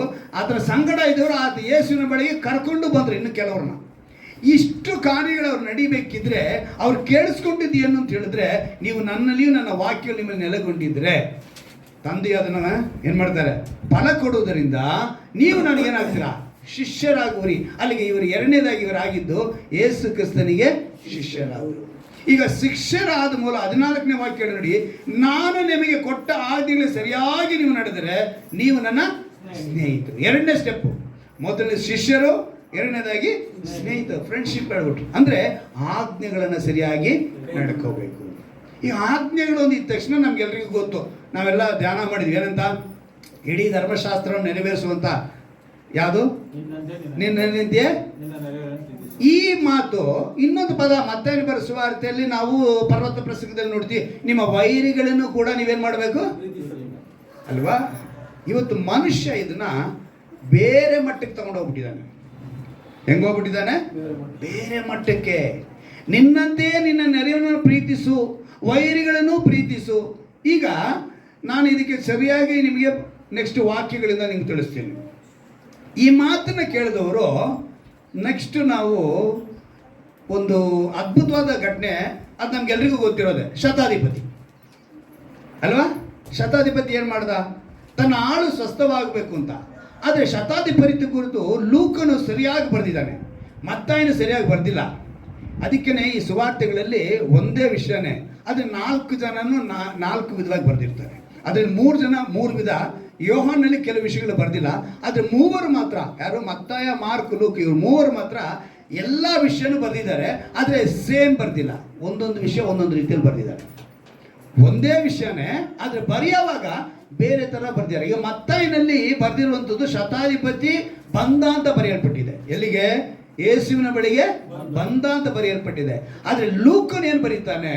ಯಾಕಂದರೆ ಮತ್ತಾಯ ಬರೆದಿರೋದಕ್ಕೂ ಲೂಕನು ಬರೆದಿರೋ ವ್ಯತ್ಯಾಸ ಏನು ಅಂತೇಳಿ ನಾವು ನೋಡುವಾಗ ನೋಡಿ, ಆ ಲೂಕನು ಬರೆದ ಸುವಾರ್ತೆ 7ನೇ ಅಧ್ಯಾಯನ ನಾವು ಗಮನಿಸುವಾಗ ಅಲ್ಲಿ ಒಂದು ಮಾತು ಬರೆಯಲ್ಪಟ್ಟಿದೆ. ಲೂಕನು ಬರೆದ ಸುವಾರ್ತೆ 7ನೇ ಅಧ್ಯಾಯ 1ನೇ ವಾಕ್ಯದಲ್ಲಿ ನೋಡ್ತೀವಿ, ಆತನು ತನ್ನ ಮಾತುಗಳನ್ನೆಲ್ಲ ಜನರು ಕೇಳುವಂತೆ ಹೇಳಿ ಮುಗಿಸಿದ ಮೇಲೆ ಕೆಫೆರ್ನೌಮಿಗೆ ಬಂದನು. ಅಲ್ಲಿ ದಂಡಿನ ಶತಾಧಿಪತಿಗೆ ಇಷ್ಟನಾದ ಒಬ್ಬ ಆಳು ಕ್ಷೇಮವಿಲ್ಲದೆ ಸಾಯುವ ಹಾಗಿದ್ದನು. ಏನಂತ? ಅವನು ಸಾಯುವ ಹಾಗಿದ್ದನು. ಅವನು ಯೇಸುವಿನ ಸುದ್ದಿಯನ್ನು ಕೇಳಿ, ಈಗೇನು ಇವನು ಬಂತು? ಯೇಸುವಿನ ನಮಗೆ ಇವತ್ತು ಅಂಶ ಏನು? ಕಿವಿಗೊಡುವವನಾದರು. ಕಿವಿಗೊಡ್ಬೇಕಾದ್ರೆ ಕೇಳಿಸ್ಕೊಳ್ಬೇಕು. ನೀನು ಕೇಳಿಸ್ಕೊಳ್ಳಿಂದಲೇ ನಂಬಿಕೆ ಹುಟ್ಟೋದು. ವಿನುಟ ವಲನ ವಿಶ್ವಾಸಂ ಕಲುಗುನು, ತೆಲುಗು ಮಾತು. ಆದರೆ ಕನ್ನಡದಲ್ಲಿ ಆ ಪದ ಬರಲೇ ಇಲ್ಲ. ವಿನುಟ ವಲನ ವಿಶ್ವಾಸಂ ಕಲುಗುನು ಅಂತ ತೆಲುಗು ಬೈಬಲಲ್ಲಿ ಬರೆದಿದ್ರೆ, ನಮ್ಮದ್ರಲ್ಲಿ ನೀವು ಆ ಪದನ ನೋಡೋಕ್ಕಾಗಲ್ಲ. ನಮ್ಮದ್ರಲ್ಲಿ ಬೇರೆ ಪದ ಬಳಕೆ ಆಗಿದೆ. ಅದರಿಂದ ನಾವು ಕೇಳೋದ್ರಿಂದ ನಮಗೇನು ಬರುತ್ತೆ? ನಂಬಿಕೆ ಹುಟ್ಟುತ್ತದೆ, ನಂಬಿಕೆ ಬರುತ್ತದೆ. ಈಗ ಈ ಶತಾಧಿಪತಿ ಕೇಳಿಸ್ಕೊಂಡ, ಏನು? ಯೇಸುವಿನ ಸುದ್ದಿಯನ್ನು ಕೇಳಿಸ್ಕೊಂಡು ಕೇಳಿ ಆತನ ಬಳಿಗೆ ಅಂತೇಳಿ ಬರೆಯಲ್ಪಟ್ಟೆ. ಈಗ ಅವನು ಕೇಳ್ಕೊಂಡು ಬಂದ. ಇಲ್ಲಿ ಗಮನಿಸಿದ್ರೆ ಅವನು ಕೆಲವ್ರನ್ನ ಕಳಿಸ್ಕೊಡ್ತಾನೆ. ನೀನು ಬಂದು ನನ್ನ ಆಳನ್ನು ಸ್ವಸ್ಥ ಮಾಡಬೇಕೆಂದು ಆತನ ಬೇಡಿಕೊಳ್ಳುವ ಹಾಗೆ ಯಹೂದ್ಯರ ಹಿರಿಯರನ್ನು ಕಳಿಸಿದನು ಅಂತ ಬರೆಯಲ್ಪಟ್ಟಿದೆ. ಯಾರನ್ನು ಕಳಿಸಿದನು ಅವನು? ಯಹೂದ್ಯರ ಹಿರಿಯರನ್ನ ಕಳಿಸಿದನು. ಆದ್ರೆ ಮತ್ತಾಯನಲ್ಲಿ ಏನ್ ಬರ್ದಿದೆ? ಅವನೇ ಬಂದಂಗೆ ಬರೆಯಲ್ಪಟ್ಟಿದೆ. ಶತಾಧಿಪತಿನೇ ಯೇಸುವಿನ ಬಳಿಗೆ ಬಂದಂಗೆ ಬರೆಯಲ್ಪಟ್ಟಿದೆ. ಆದ್ರೆ ಇಲ್ಲಿ ಇವನೇನ್ ಮಾಡಿದ್ದಾನೆ? ಕೆಲವು ಹಿರಿಯರನ್ನ ಕಳಿಸ್ಕೊಟ್ಟಿದ್ದ. ಲೋಕದಲ್ಲಿ ಅಪರಾಧ ಮಾಡಿದವರಿಗೆ ಶಿಕ್ಷೆ ಕೊಡುವಂತ ಸ್ಥಳನೇ ಈ ಒಂದು ಸೆರೆಮನಿ ಆಯಿತು. ಅದೇ ರೀತಿಯಾಗಿ ಯಾರು ಅದಕ್ಕೆ ಹೋಗ್ಬಾರ್ದು ಅಂತೇಳಿನೇ ದೇವರು ಭೂಮಿ ಮೇಲೆ ಬಂದು ನಾವು ತಿಳ್ಕೊಂಡು ಇವನು ಕೇಳಿಸ್ಕೊಂಡ, ಓಹೋ ಇಲ್ಲಿ ಒಬ್ಬ ಸ್ವಸ್ಥ ಮಾಡುವಂತ ವ್ಯಕ್ತಿ ಬಂದಿದ್ದಾರೆ. ಅವಾಗ ತಿಳ್ಕೊಂಡ ಮೇಲೆ ಈ ಶತಾಧಿಪತಿ ಏನ್ ಮಾಡ್ದ? ಒಳ್ಳೆ ಸುದ್ದಿನ ಕೇಳ್ದ. ಅಂದ್ರೆ ಯಾವ ಸುದ್ದಿ ಕೇಳಿರ್ತಾನೆ? ಅವನು ನಿಮ್ಮ ವೈರಿಗಳನ್ನ ಪ್ರೀತಿಸಿರಿ ಅಂತ ಕೇಳಿರ್ತಾನೆ. ನಿನ್ನಂತೆ ನಿನ್ನ ನೆರವಿನ ಪ್ರೀತಿಸಿರಿ ಮಾತನ್ನು ಕೇಳಿರ್ತಾನೆ. ಕೇಳಿದ ತಕ್ಷಣ ತನ್ನ ಆಳು ಸ್ವಸ್ಥವಾಗಬೇಕು ಅಂತ ಹೇಳಿ ಏನ್ ಮಾಡ್ದ? ಅವನು ಹುಡುಕೊಂಡು ಬಂದ. ಈಗ ಶತಾಧಿಪತಿ ಮಾಡಿದ್ದು ತನ್ನ ಆಳು ಸ್ವಸ್ಥವಾಗಬೇಕು ಅಂತ ಹೇಳಿ ಬಂದಿದ್ದು. ಆದ್ರೆ ಇವತ್ತು ಮನುಷ್ಯ ಈ ಭೂಮಿ ಮೇಲೆ ಎಲ್ಲಿಗೆ ಯಾವ ಮಟ್ಟಕ್ಕೆ ಹೋಗಿದ್ದಾನೆ? ಯಾಕಂದ್ರೆ ಶತಾಧಿಪತಿಗೆ ಅಧಿಕಾರ ಇತ್ತು, ಅವನು ಒಳ್ಳೆ ಸ್ಥಾನದಲ್ಲಿದ್ದ, ಅವನು ಐಶ್ವರ್ಯವಂತನಾಗಿದ್ದ. ಆದರೂ ಕೂಡ ದೇವರ ಬಗ್ಗೆ ಸುದ್ದಿನ ಕೇಳಿ ನಿನ್ನಂತೆ ನಿನ್ನ ನೆರವಿನ ಪ್ರೀತಿಸಿನ ಮಾತು, ವೈರಿನ ಕೂಡ ಪ್ರೀತಿಸಿನ ಮಾತು ಕೇಳಿ ಅವನು ಯಾರನ್ನ ಕರ್ಕೊಂಬರಗೆ ತನ್ನ ಆಳು ಸ್ವಸ್ಥವಾಗೋದಕ್ಕೆ ಅಲ್ಲಿ ಬಂದನೇ ಹೊರತು ಬೇರೆ ವಿಷಯಕ್ಕಲ್ಲ. ಆದರೆ ಇವತ್ತು ಮನುಷ್ಯ ಮತ್ತು ಈ ಸಮಾಜ ಈ ವಿಷಯನ ಬೇರೆ ಮಟ್ಟಕ್ಕೆ ತೆಗೆದುಕೊಂಡು ಹೋಗಿ ಬೇರೆ ವಿಧದಲ್ಲಿ ಆಗಿದೆ. ಅದಕ್ಕೆ ಕೆಲವು ಉದಾಹರಣೆಗಳು ನಾನು ಹೇಳ್ತೀನಿ. ನೀವು ಈ ನಡುವೆ ಈ ನ್ಯೂಸ್ ಪೇಪರ್ಲೆಲ್ಲ ನಾನು ಗಮನಿಸಿದ್ದು ಏನರಲ್ಲಿ? ನ್ಯೂಸ್ ಪೇಪರಲ್ಲಿ ಅಂದರೆ ಇವತ್ತು ಈ ವಾಕ್ಯನ ಬೇರೆ ರೀತಿ ಅರ್ಥ ಮಾಡ್ಕೊಳ್ತಿದ್ದಾರೆ. ವೈರಿನ ಪ್ರೀತಿಸು ಅನ್ನೋದು ಅಥವಾ ನಿನ್ನಂತೆ ನೆರೆನ ಪ್ರೀತಿಸು ಅನ್ನೋದನ್ನು ನಾವು ಅದನ್ನು ಮರ್ತೋಗಿದ್ವಿ. ನೋಡಿ, ಒಂದು ಮಾತನ್ನು ನೀವು ಹೇಳ್ತೀನಿ. ಜ್ಞಾನೋಕ್ತಿಗಳಲ್ಲಿ 6ನೇ ಅಧ್ಯಾಯ ತೆಗೆದುಕೊಳ್ಳಿ. ಜ್ಞಾನೋಕ್ತಿಗಳು 6ನೇ ಅಧ್ಯಾಯ ತೆಗೆದುಕೊಳ್ಳಿ. ಅದರಲ್ಲಿ ಹಂಗೆ ನಾ ಹೇಳ್ತೀನಿ ವಾಕ್ಯನ, ಅದಕ್ಕೆ ಮುಂದಾಗಿ ಕೆಲವು ವಿಷಯಗಳನ್ನ ನಾನು ನಿಮಗೆ ತಿಳಿಸ್ತೀನಿ.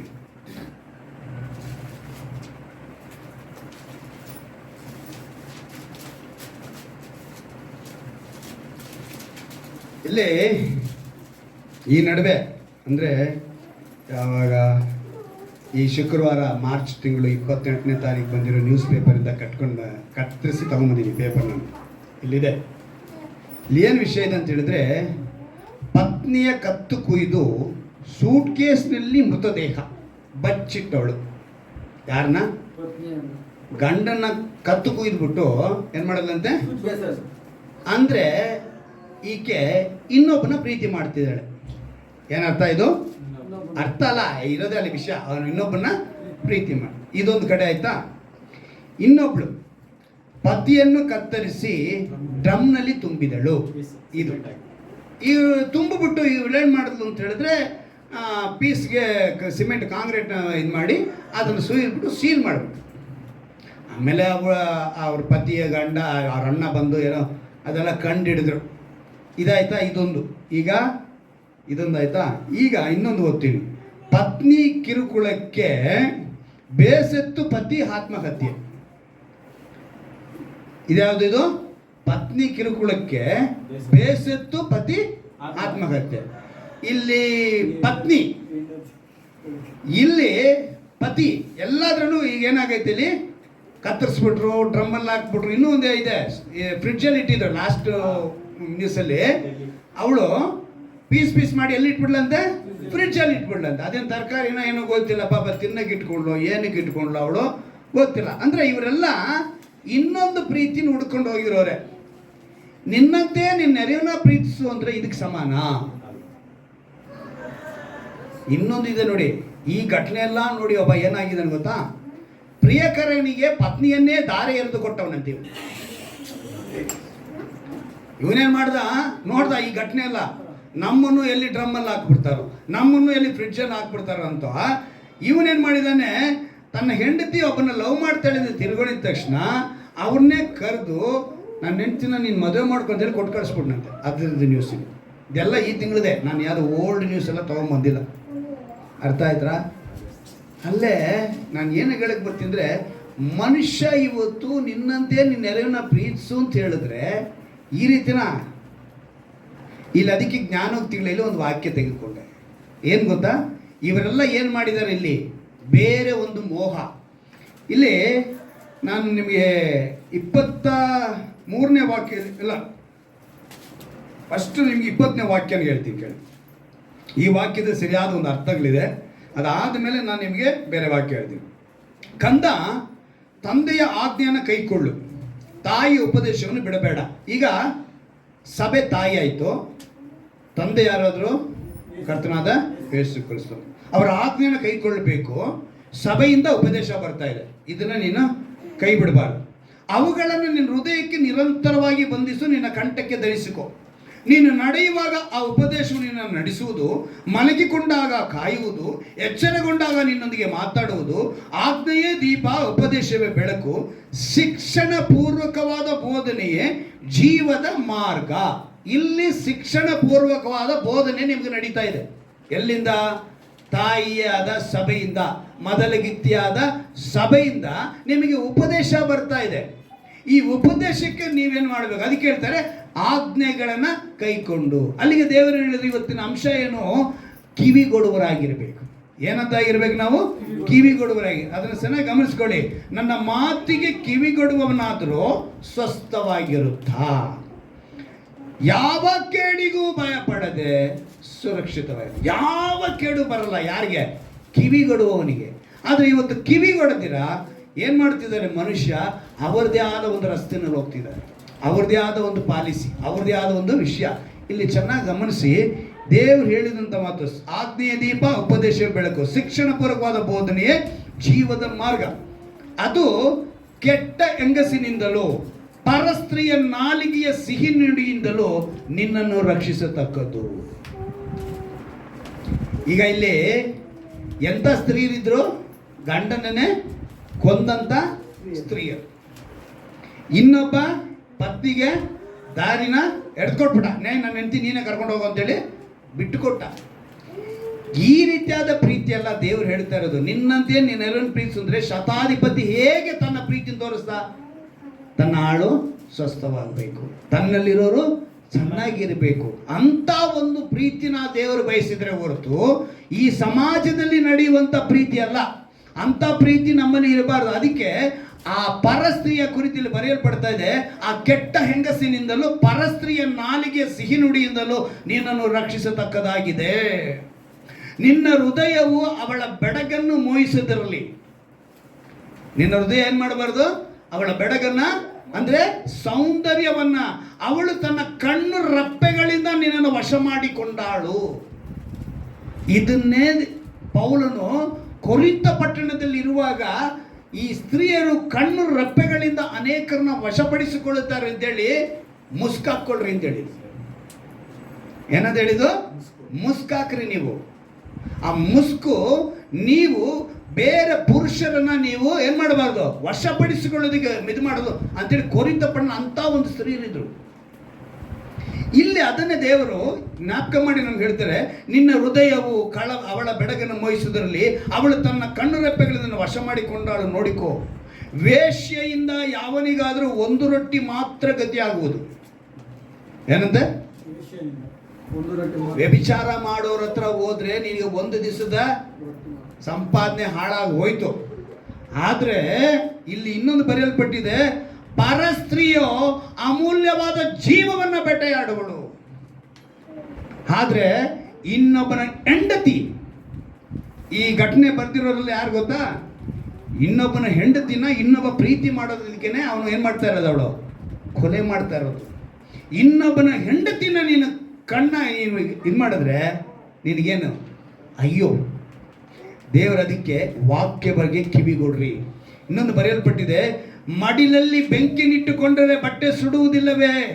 ದಗದಗಿಸುವ ಕೆಂಡದ ಮೇಲೆ ನಡೆದರೆ ಕಾಲು ಬೇಯುವುದಿಲ್ಲವೇ? ನೆರೆಯವನ ಹೆಂಡತಿ ಹತ್ತಿರ ಹೋಗುವವನಿಗೆ ಹೀಗೆಯೇ ಆಗುವುದು. ಯಾವನು ಅವಳನ್ನು ಮುಟ್ಟುವನೋ ಅವನು ದಂಡನೆಯನ್ನು ಹೊಂದದೆ ಇರನು. ಎಚ್ಚರಿಕೆ ಪಡಿಸ್ತಾರೆ ಸಭೆಯಲ್ಲಿ.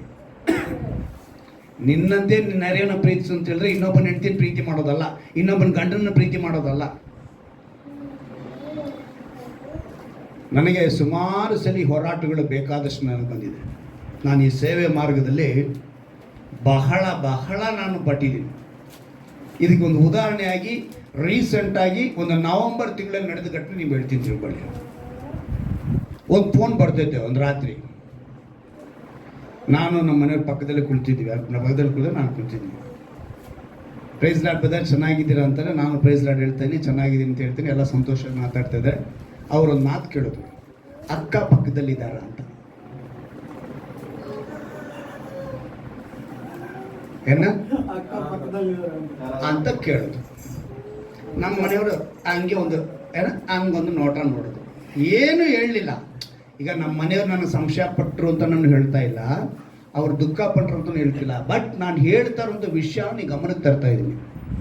ಏನಂತ ಹೇಳಿದ್ರೆ, ಅಕ್ಕ ಪಕ್ಕದಲ್ಲಿದ್ದಾರ ಅಂತ ಹೇಳಿದ್ರು. ಹೌದು ಇದ್ದಾರೆ ಅಂತ ಹೇಳಿದೆ, ನಾನು ಕೊಟ್ಟೆ, ಅವರು ಮಾತಾಡಿದ್ರು, ಮುಗಿದೋಯ್ತು. ಆದರೆ ಅವತ್ತೇ ನಾನು ಆ ಫೋನ್ ನಂಬರ್ನ ಬ್ಲಾಕ್ ಮಾಡಿಬಿಟ್ಟೆ. ಆ ನಂಬರ್ ನಾನು ಏನು ಮಾಡಿದೆ, ಬ್ಲಾಕ್ ಮಾಡಿದೆ. ನವಂಬರ್ ತಿಂಗಳಲ್ಲಿ ನಡೆದಿದ್ದು, ಇವತ್ತಿಗೆ ಏನಿದು ಮಾರ್ಚ್ ತಿಂಗಳು, ಇವತ್ತಿನವರೆಗೂ ನನ್ನ ಫೋನ್ ನೀನು ಕಾಂಟ್ಯಾಕ್ಟ್ ತೊಗೊಂಡು ಅವರು ಚೆಕ್ ಮಾಡ್ಬೋದಲ್ಲ, ನೀವು ಚೆಕ್ ಮಾಡ್ಬೋದು ಏನೋ. ಆ ನಂಬರ್ನಿಂದ ನನ್ನ ಕಾಲು ಬರೋಕ್ಕೆ ನಾನು ಬಿಟ್ಟಿಲ್ಲ. ಏನೇ ಕೇಳಕ್ಕೆ ಬರ್ತೀನಿ ಅಂದರೆ, ಅವ್ರು ಸಂಶಯ ಪಟ್ಬಿಟ್ರು, ನನ್ನ ಮೇಲೆ ಇದು ಮಾಡಿದ್ರು ಅಂತೆಲ್ಲ.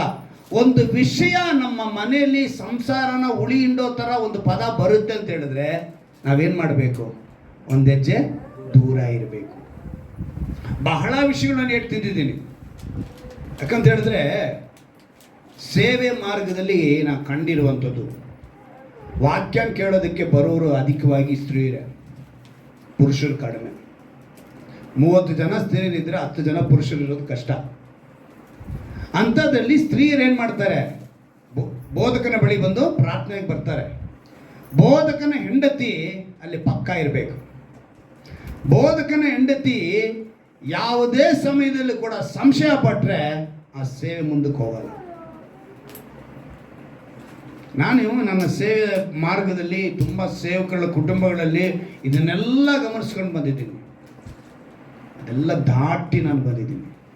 ಯೌವನಸ್ಥರ ಮಕ್ಕಳು ನಮ್ಮ ಹತ್ರ ಬಂದು ಮಾತನಾಡುವಾಗ, ತಂದೆ ಇಲ್ಲದವರು ತಂದೆ ಸ್ಥಾನದಲ್ಲಿ ಅವ್ರು ನಮ್ಮನ್ನು ನೋಡಿದ್ರು ಕೂಡ ನಮ್ಮ ಹೆಂಡತಿ ಅವ್ರನ್ನ ಯಾವ ರೀತಿ ನೋಡ್ತಾರೆ.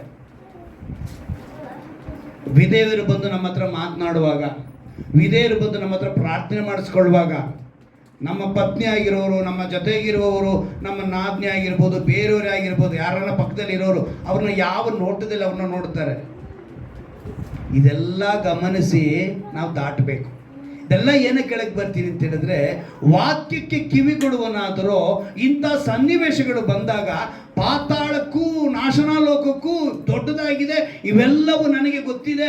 ಅಲ್ಲಿಗೆ ಮನುಷ್ಯನ ಹೃದಯ ನನಗೆ ಗೋಚರವಾಗಿದೆ, ಮನುಷ್ಯನ ಹೃದಯ ನನಗೆ ಸ್ಪಷ್ಟವಾಗಿದೆ ಅಂತ ದೇವರು ಹೇಳ್ತಾರೆ. ಅಂದರೆ ನಮ್ಮ ಹೃದಯ ದೇವ್ರಿಗೆ ಗೊತ್ತು. ಅರ್ಥ ಆಯ್ತಾ?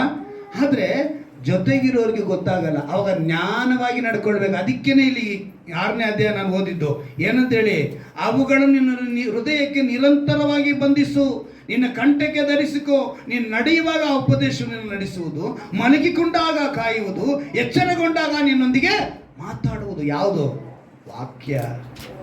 ಅಲ್ಲಿಗೆ ನಿನ್ನಂತೆ ನಿನ್ನನ್ನು ಪ್ರೀತಿಸು ಅಂದಿದ ತಕ್ಷಣ ಈ ರೀತಿಯಾದ ಪ್ರೀತಿ ಅಲ್ಲ, ಸಂಸಾರನ ಕಟ್ಟುವ. ಅದಕ್ಕೆ ದೇವರು ಮತ್ತು ವಿಶ್ವಾಸ, ದೇವರಿಗೂ ವಿಶ್ವಾಸಿಗೂ ಗಂಡ ಹೆಂಡತಿ ಸಂಬಂಧ, ಅದನ್ನೇ ದೇವರು ಯಾವ ರೀತಿಯಾಗಿ ಸಭೆಯಲ್ಲಿಟ್ಟು, ಸಭೆ ಮೂಲಕ ಅಲ್ಲಿಗೆ ನಾವು ಇವತ್ತು ತಿಳ್ಕೋಬೇಕು. ಈ ಪದದ ಅರ್ಥ ನೆರೆಯವನ ಹೆಂಡತಿನ ಪ್ರೀತಿ ಮಾಡೋದಕ್ಕಲ್ಲ, ನೆರೆಯವನ ಗಂಡನನ್ನು ಪ್ರೀತಿ ಮಾಡೋದಕ್ಕಲ್ಲ. ದೇವರು ಹೇಳ್ತಾ ಇರೋದು, ಯಾರು ಹಳ್ಳದಲ್ಲಿ ಬಿದ್ದು ದಿಕ್ಕಿಲ್ಲದವರಾಗಿ ಅವ್ರನ್ನ ಏನು ಮಾಡ್ಬೇಕು, ನಾವು ಪ್ರೀತಿಸಬೇಕು, ಅವ್ರನ್ನ ತಗೊಂಡ್ಬರ್ಬೇಕು. ಶತಾಧಿಪತಿ ಮಾಡಿದೇನು, ತನ್ನ ಆಳು ಸ್ವಸ್ಥವಾಗಬೇಕು ಅಂತೇಳಿ ಆ ಸುದ್ದಿಯನ್ನು ಕೇಳಿ ಬಂದ. ನೀವು ಯೋಹಾನ ಬರೆದ ಸುವಾರ್ತೆಯಲ್ಲಿ 1ನೇ ಅಧ್ಯಾಯದಲ್ಲಿ 29ನೇ ವಾಕ್ಯವನ್ನು ಗಮನಿಸಿ, ಅಲ್ಲೊಂದು ಮಾತು ಬರೆಯಲ್ಪಟ್ಟಿದೆ. ಯೋಹಾನ ಬರೆದ ಸುವಾರ್ತೆ 1ನೇ ಅಧ್ಯಾಯ ಅದರಲ್ಲಿ 29ನೇ ವಾಕ್ಯದಲ್ಲಿ ಒಂದು ಮಾತು ಬರೆಯಲ್ಪಟ್ಟಿದೆ ನೋಡಿ. ಯೋಹಾನ ಬರೆದ ಸುವಾರ್ತೆ 1ನೇ ಅಧ್ಯಾಯ 29ನೇ ವಾಕ್ಯ. ಮರುದಿನ ಯೋಹಾನು ತನ್ನ ಕಡೆಗೆ ಬರುವ ಯೇಸುವನ್ನು ನೋಡಿ, ಅಗೋ ಯಜ್ಞಕ್ಕೆ ದೇವರು ನೇಮಿಸಿದ ಕುರಿ, ಲೋಕದ ಪಾಪವನ್ನು ನಿವಾರಣೆ ಮಾಡುವನು. ಏನಂತ ಹೇಳಿದ್ರು? ಲೋಕದ ಪಾಪವನ್ನು ನಿವಾರಣೆ ಮಾಡುವನು, ಹಿಂದೆ ಬರುವನು. ಸ್ನಾನಿಕನಾದ ಯೋಹಾನನ್ನು ಹೇಳುತ್ತಿರುವಂಥ ಮಾತು. ಈ ಒಂದು ಕುರಿ, ಈ ಯಜ್ಞದ ಕುರಿಯ ಕುರಿತು ನಾವು ಆದಿಕಾಂಡದಲ್ಲಿ ನೋಡ್ತೀವಿ. ಆದಾಮ ಅವಳು ಪಾಪ ಮಾಡಿಬಿಟ್ರು. ಆದಾಮ ಅವಳು ಪಾಪ ಮಾಡಿದ ತಕ್ಷಣ ಅವ್ರೇನು ಮಾಡಿದ್ರು, ಅಂಜೂರದ ಎಲೆಗಳನ್ನ ಸುತ್ತಕೊಂಡ್ರಂತೆ. ಅವ್ರಿಗೆ ಪಾಪ ಏನಂತ ಗೊತ್ತಾಗೋಯ್ತು, ತಾವು ಬೆತ್ತಲೆಯಾಗಿದ್ದು ಗೊತ್ತಾಗಿದ್ದ ತಕ್ಷಣ ಅವ್ರೇನು ಮಾಡಿದ್ರಂತೆ, ಅಂಜೂರದ ಎಲೆ ಸುತ್ತಕೊಂಡ್ರು. ದೇವರು ಬಂದರು, ಅವ್ರು ಸಪ್ಪಳ ಕೇಳಿದ ತಕ್ಷಣ ಇವ್ರಿಗೆ ಬಚ್ಚಿಟ್ಕೊಂಡ್ರು. ಆವಾಗ ಇವ್ರು ಕರೆದು ಅವ್ರಿಗೆ ಏನು ಕೊಡಬೇಕು ಶಿಕ್ಷೆಗಳು ಎಲ್ಲ ಕೊಟ್ಟು ನಂತರ ಏನು ಮಾಡಿದ್ರು ಅಂದರೆ ಚರ್ಮದ ಅಂಗಿಗಳನ್ನು ತೊಡಿಸಿದ್ರು ಅಂತ ಬರೆಯಲ್ಪಟ್ಟಿದೆ. ಏನು ಕೊಟ್ಟಿದೆ? ಚರ್ಮದ ಅಂಗಿಗಳು. ಎಲ್ಲಿಂದ ಬಂತು? ಅಲ್ಲಿ ಈ ಸತ್ಯವೇದ ಪಾಂಡಿತ್ಯರೆಲ್ಲ ಹೇಳಿರುವಂಥ ಮಾತುಗಳು, ಅವರು ಹೇಳಿರುವಂಥ ವಿಷಯಗಳೇನು ಅಂತ ಹೇಳಿದ್ರೆ, ಆ ಸ್ಥಳದಲ್ಲಿ ಒಂದು ಕುರಿ ಬಲಿಯಾಯಿತು. ಒಂದು ಕುರಿಯ ಚರ್ಮವನ್ನು ಏನು ಮಾಡಿದ್ರು ಅವರು ಅಲ್ಲಿ ಹಾಕೊಟ್ರು. ಅಲ್ಲಿಗೆ ನಾವು ಚೆನ್ನಾಗಿ ತಿಳ್ಕೋಬೇಕು. ಮೊದಲನೇದಾಗಿ ಒಂದಲ್ಲ, ಆಮೇಲೆ ನಂತರ ಪಸ್ಕಾ ಹಬ್ಬ ಆಚರಿಸಿದ್ರು. ಪಸ್ಕಾ ಹಬ್ಬ ಆಚರಿಸೋದಕ್ಕೆ ಮುಂಚೆ ನೀವು ನಮ್ಮ ಅಬ್ರಹಾಮನ ಕುರಿತು ನೋಡುವಾಗ ತನ್ನ ಮಗ ಈಸಾಕನ್ನ ಬಲಿ ಕೊಡಕ್ಕೆ ಹೋಗ್ತಾನೆ. ಅವನು ಹೇಳ್ತಾನೆ, ಎಲ್ಲ ಇದೆಯಪ್ಪ, ಕಟ್ಟಿಗೆ ಇದೆ, ಎಲ್ಲ ಇದೆ, ಆದರೆ ಕುರಿ ಯಾರು ಒದಗಿಸ್ತಾರೆ? ಆ ಸ್ಥಳದಲ್ಲಿ ವಾಕ್ಯ ಹೇಳುತ್ತೆ, ಆ ಮುಳ್ಳಿನ ಪೊದೆಗಳಲ್ಲಿ ಒಂದು ಟಗರಿತ್ತು ಅಂತ ಹೇಳಿ ಬರೆಯಲ್ಪಟ್ಟಿದೆ. ಅಂದರೆ ಅಲ್ಲಿ ಕೂಡ ಒಂದು ಬಲಿ. ಅದಕ್ಕೆ ಸ್ನಾನಿಕನಾದ ಯೋಹಾನನು ಹೇಳ್ತಾನೆ, ಇದು ಯಜ್ಞಕ್ಕೆ ನೇಮಿಸಿದ ದೇವರ ಕುರಿ. ಇಲ್ಲಿ ಏನಂತ ಹೇಳ್ಪಡಿದೆ, ಯಾವುದೋ ಯಜ್ಞಕ್ಕೆ ದೇವರು ನೇಮಿಸಿದ ಕುರಿ ಲೋಕದ ಪಾಪವನ್ನು ನಿವಾರಣೆ ಮಾಡುವನು. ಈ ಮಾತನ್ನೇ ಶತಾಧಿಪತಿ ಕೇಳಿಸ್ಕೊಂಡ. ಈ ಮಾತನ್ನೇ ಯೇಸುವಿನ ಸ್ನಾನಿಕನ ಬಳಿ ಇದ್ದಂಥ ಶಿಷ್ಯರು ಕೇಳಿಸ್ಕೊಂಡ್ರು. ಅವರೇನು ಮಾಡಿದ್ರು, ಯೇಸುವಿನ ಹಿಂದೆ ಬಂದರು. ಹಿಂದೆ ಬಂದವರು ಅವನ ಸಂಗಡ ಇದ್ದರು. ಅವನ ಸಂಗಡ ಇದ್ದವರು ಅವನ ಬಳಿಗೆ ಇನ್ನೂ ಸ್ವಲ್ಪ, ಅಂದರೆ ಅವನ ಸ್ವಂತ ಅಣ್ಣನೇ ಕರ್ಕೊಂಬಂದರು. ಇವತ್ತು ನಾವು ಏನು ಮಾಡ್ತಾ ಇದ್ದೀವಿ? ಆ ಕುರಿಮರಿಗಿನ ಪಸ್ಕಾ ಹಬ್ಬ ಆಚರಿಸಿದ್ರು. ಏನಂತ? ನಿಮ್ಮ ಬಾಗಿಲಿಗೆ ಏನು ರಕ್ತನ ಹಚ್ಚಬೇಕು. ಪಸ್ಕಾ ಹಬ್ಬ ಆಚರಿಸಿದ್ರು. ಏಷ್ಯಾನೆಲ್ಲ ನೋಡ್ತೀವಿ, ನಮಗೋಸ್ಕರ ಶಿಲುಬೆ ಮೇಲೆ ಜಡಿಬಿಡಬಂದ ವಿಷಯ ಬರೀತೀವಿ. ಅಂದರೆ ಇವತ್ತು ನಾವು ಯಾವುದನ್ನು ಕೇಳಿಸ್ಕೊಳ್ತೀವಿ, ಯಾವ ಸುದ್ದಿನ ಕೇಳಿಸ್ಕೊಳ್ತೀವಿ, ಆ ಕೇಳಿಸ್ಕೊಂಡದ್ದು ಲೋಕದ ಕಾರ್ಯಗಳೆಲ್ಲ ನಮ್ಮ ಮೈಂಡಲ್ಲಿ ತುಂಬಿಕೊಂಡು ನಾವೇನಾಗ್ತದೆ, ಅದೇ ಫೀಡಾಗಿ ನಮ್ಮನ್ನು ಹೃದಯದೊಳಗೆ ಬಂದು ನಮ್ಮ ಬಾಯಲ್ಲಿ ಬಂದ್ಬಿಡುತ್ತೆ. ಪ್ರಾಣ ಕೊಟ್ಟ ದೇವರನ್ನು ನಾವು ಮರಿತಾ ಇದ್ದೀವಿ. ಅದಕ್ಕೆ ದೇವರು ನಮಗೆ ಎಚ್ಚರಿಕೆ ಪಡಿಸಿ ಹೇಳ್ತಾ ಇರೋದು. ಲೂಕನ ಬರೆದ ಸುವಾರ್ತೆ 9ನೇ ಅಧ್ಯಾಯದಲ್ಲಿ 7ನೇ ವಾಕ್ಯದಲ್ಲಿ ಇನ್ನೊಂದು ಸರಿ ಗಮನ ಮಾಡಿ ನೋಡಿ. ಲೂಕನ ಬರೆದ ಸುವಾರ್ತೆ 9ನೇ ಅಧ್ಯಾಯ. ಇಲ್ಲಿ ಇನ್ನೊಂದು ವಿಷಯ ನಾನು ಕೇಳೋದು ನಾನು ಹೇಳ್ತೀನಿ. ಹೇರೋದನು ಸಂಗತಿಗಳನ್ನೆಲ್ಲ ಕೇಳಿ ಏನ್ ಮಾಡಿದಂತೆ ಇವನು ಕೇಳಿ. ಹೇರೋದ ರಾಜನು, ಉಪರಾಜನಾದ ಹೇರೋದನು ಸಂಗತಿಗಳನ್ನೆಲ್ಲ ಕೇಳಿ ಬಹಳವಾಗಿ ಕಳವಳ ಪಡುವವನಾದನು. ಇಲ್ಲೊಬ್ಬ ಕೇಳ್ಕೊಂತ ಇದ್ದಾನೆ ಯೇಸುವಿನ ಬಗ್ಗೆ. ಸೇಮ್ ವಿಷಯ ಅವನು ಕೇಳಿರೋದು. ಯಾವುದು? ದೇವರ ಕುರಿಮರಿ, ನಮಗೋಸ್ಕರ ಎಲ್ಲ ನಿನ್ನಂತೆ ಪ್ರೀತಿಸು, ವೈರಿಗಳನ್ನ ಪ್ರೀತಿಸು. ಇದೇ ಮಾತಿನ ಅವನು ಕೇಳಿರೋದು. ಆದರೆ ಇವನಿಗೇನು ಬಂದ್ಬಿಡ್ತು? ಕಳವಳ ಬಂದ್ಬಿಡ್ತು. ಇವತ್ತು ಅನೇಕ ಜನ ಕಳವಳದಲ್ಲಿದ್ದಾರೆ. ವಾಕ್ಯನ ಕೇಳ್ತಾ ಇದ್ದಾರೆ, ಆದರೆ ಕಳವಳದಲ್ಲಿದ್ದಾರೆ. ಸ್ನಾನಿಕನಾದ ಯೋಹಾನನ ಕುರಿತು ಅವನಿಗೆ ಭಯ ಬಂತು. ಕಾರಣ ಏನು ಅಂತ ಹೇಳಿದ್ರೆ, ಈ ಹೇರೋದನು ಅವನ ತಲೆನ ಕತ್ತರಿಸಿದವನು. ಯಾವಾಗ ಪಾಪ ಮಾಡಿದ್ನೋ, ಯಾವಾಗ ಅಪರಾಧ ಇವನಲ್ಲಿತ್ತೋ ಅವನಿಗೇನು ಬಂತು? ಕಳವಳ ಬಂತು. ಯೇಸುವಿನ ಸುದ್ದಿಯನ್ನು ಕೇಳಿ ಇವನಿಗೇನು ಬಂತು? ಭಯ ಬಂತು, ಕಳವಳ ಬಂತು. ಇವತ್ತು ಅದೇ ರೀತಿ ಸಭೆಯಲ್ಲಿ ಇದ್ದುಕೊಂಡು ಏನು ಮಾಡ್ತಾರೆ ಅನೇಕರು? ಪಾಪದಲ್ಲಿ. ಆ ಪಾಪದಲ್ಲಿ ಅದಕ್ಕೆ ಜಾನ್ ಬನಿಯನ್ ಅಂತ ಒಬ್ಬ ಸೇವಕರು ಹೇಳ್ತಾರೆ, ವಿಶ್ವಾಸಿಗಳು ಸಭೆಗೆ ಬಂದಾಗ ದೇವದೂತರಂತೆ, ಸಭೆ ಬಿಟ್ಟು ಹೊರಗೆ ಹೋದಾಗ, ಮನೆಗೋ ಅಥವಾ ಸಭೆ ಬಿಟ್ಟು ಹೋದರೆ ದೆಬ್ಬಗಳಾಗೋಗ್ತಾರಂತೆ. ಸಭೆ ಒಳಗೆ ಬಂದಾಗ ದೇವದೂತರಂತೆ, ಸಭೆ ಬಿಟ್ಟು ಹೋದ ಮೇಲೆ ದೆವ್ವಗಳಾಗೋಗ್ತಾರೆ. ಜಾನು ಮನಿ ಹೇಳ್ತಾರೆ ಸೇವಕರು. ಈಗ ನಾವು ಏನಾಗಿದ್ದೀವಿ ಈಗ? ಟ್ರಾಫಿಕ್ ಒಂದು ರೂಲ್ಸ್ ಪ್ರಕಾರ ಮತ್ತು RTO ರೂಲ್ಸ್ ಪ್ರಕಾರ ಕೆಲವರು ಏನು ಮಾಡ್ತಾರೆ, ಸ್ಟಾರ್ಟಿಂಗು ಒಂದು ಡ್ರೈವಿಂಗ್ ಹೋದರೆ ಬೋರ್ಡ್ ಹಾಕೊಂಡಿರ್ತಾರೆ. ನೋಡಿದಿರಾ? ಅರ್ಥ ಏನು? ಅವರು ಕಲಿತಾ ಇದ್ದಾರೆ ಅಂತ. ಅವರು ಒಂದು ಅಧ್ಯಯನ ಮಾಡಿದ್ದಾರೆ, ಒಂದು ಸಮೀಕ್ಷೆ ಮಾಡಿದ್ದಾರೆ. ಯಾರು? ಟ್ರಾಫಿಕ್ನವರು, RTOದವರು. ಈ ಬೋರ್ಡ್ ಹಾಕಿರೋರು ಯಾವತ್ತೂ ಆಕ್ಸಿಡೆಂಟೇ ಮಾಡಿಲ್ವಂತೆ. ಎಲ್ಲ ಗೊತ್ತಿದೆ ಅಂತ ಓಡಿಸ್ತಾ ಇದ್ದಾರಲ್ಲ, ಇವರೇ ಅಂತ ಆಕ್ಸಿಡೆಂಟ್ ಮಾಡಿರೋದು. ಸಮೀಕ್ಷೆ ಹೇಳ್ತಾ ಇದೆ, ಅಧ್ಯಯನ ಮಾಡಿದ್ದಾರೆ ಅವರು. ಅಂದರೆ ಇವತ್ತು ದೇವರ ಕುರಿತು ನಮಗೆ ಶಿಷ್ಯರಾಗೇ ಇರಬೇಕು. ಏನಾಗಿರ್ಬೇಕು? ದೇವರು ಒಂದು ಕಡೆ ಹೇಳ್ತಾರೆ, ಬೋಧಕರೆನಿಸಿಕೊಳ್ಳಬೇಡಿರಿ. ತುಂಬಾ ಜನ ಬೋಧಕರೆನಿಸಿಕೊಳ್ತಾರೆ ಅಂತೇಳಿ ಶಿಷ್ಯತ್ವವನ್ನು ಬಿಟ್ಬಿಡ್ತಾರೆ. ನಾವು ಶಿಷ್ಯರಾಗಿರೋದು ಕಲಿಬೇಕು. ಆಮೇಲೆ ಬೋಧಕರಾಗಿ ಇರಬೇಕಾ ಬೇಡ ಅನ್ನೋದು ದೇವರ ತೀರ್ಮಾನ. ಆದರೆ ಶಿಷ್ಯರಾಗಿರಬೇಕು ಅಂದರೆ, ಶಿಷ್ಯ ಅಂದರೆ ಏನರ್ಥ? ಕಲಿಯೋನು. ನೀನು ನಾನು ಕಲಿಯೋನಾಗೇ ಇರಬೇಕು. ಇವನಿಗೆ ಕಳವಳ ಬರೋಕ್ಕೆ ಕಾರಣ ಏನು? ಅಪರಾಧ ಮಾಡಿದ. ಇವನು ಕಲಿಬೇಕನ್ನೋ ಅವಶ್ಯಕತೆ ಇಲ್ಲ. ಅದಕ್ಕೆ ನಾನು ಲಾಸ್ಟ್ ಟೈಮ್ ಒಂದ್ಸಲ ಹೇಳಿದೆ, ಕೆಲವರಿಗೆ ಭಯ ಬರುತ್ತೆ, ಕಲಿಯೋದು ಕೂಡ ಭಯ ಬರುತ್ತೆ ಅಂತ ಹೇಳಿದೆ. ಭಯ ವಿಷಯದಲ್ಲಿ ಈ ಕಲಿಯೋನ ಕುರಿತು ನಾನು ಹೇಳಿದ್ದೆ. ಅಲ್ಲಿಗೆ ಇವತ್ತು ಮನುಷ್ಯ ಇದನ್ನೆಲ್ಲ ಮಾಡ್ತಾನೆ. ಅಂದರೆ ಯೇಸುವಿನ ಸಂಗಡ ಅವ್ರು ಇರೋದಕ್ಕೆ ಎರಡನೇದಾಗಿ ಚಿಂತೆ ಮಾಡೋದು. ಆ ಯೇಸುವಿನ ಸಂಗಡ ಅಂತ ಹೇಳುವಾಗ ಅವ್ರು ಬಹಳ ವಿಷಯಗಳನ್ನ ಅವ್ರು ಮಾಡಿದ್ದಾರೆ. ದೇವ್ರು ಹೇಳ್ತಾರೆ ಒಂದು ಕಡೆ 28ನೇ ಅಧ್ಯಾಯ 20ನೇ ವಾಕ್ಯ ಮತ್ತಾಯನ ಬರೆದ ಸುವಾರ್ತೆಯಲ್ಲಿ, ನೀವು ತಂದೆ ಮಗ ಪವಿತ್ರಾತ್ಮ ಹೆಸರಲ್ಲಿ ಏನು ಮಾಡಿ ದೀಕ್ಷಾ ಸ್ನಾನ ಮಾಡ್ರಿ, ನಾನು ನಿಮ್ಮ ಯುಗದ ಸಮಾಪ್ತಿವರೆಗೂ. ಎಲ್ಲಿವರೆಗೂ?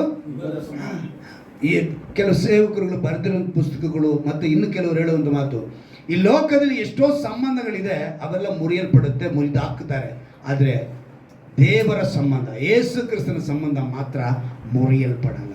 ಹಲ್ಲೆಲೂಯಾ. ಅವರ ಸಂಬಂಧ ಶಾಶ್ವತ ಪವಿತ್ರ. ಅಂದರೆ ಅವತ್ತು ಆ ಶಿಷ್ಯರ ಜೊತೆ ಯೇಸು ಇದ್ರು, ಅವರಿಗೆ ಅದಕ್ಕೆ ಖುಷಿಯಾಗಿ ಅವ್ರ ಜೊತೆ ಇದ್ರು. ಅವತ್ತು ಯೇಸು ಶರೀರವಾಗಿ ಇದ್ರು, ಖುಷಿಯಾಗಿ ಇದ್ರು.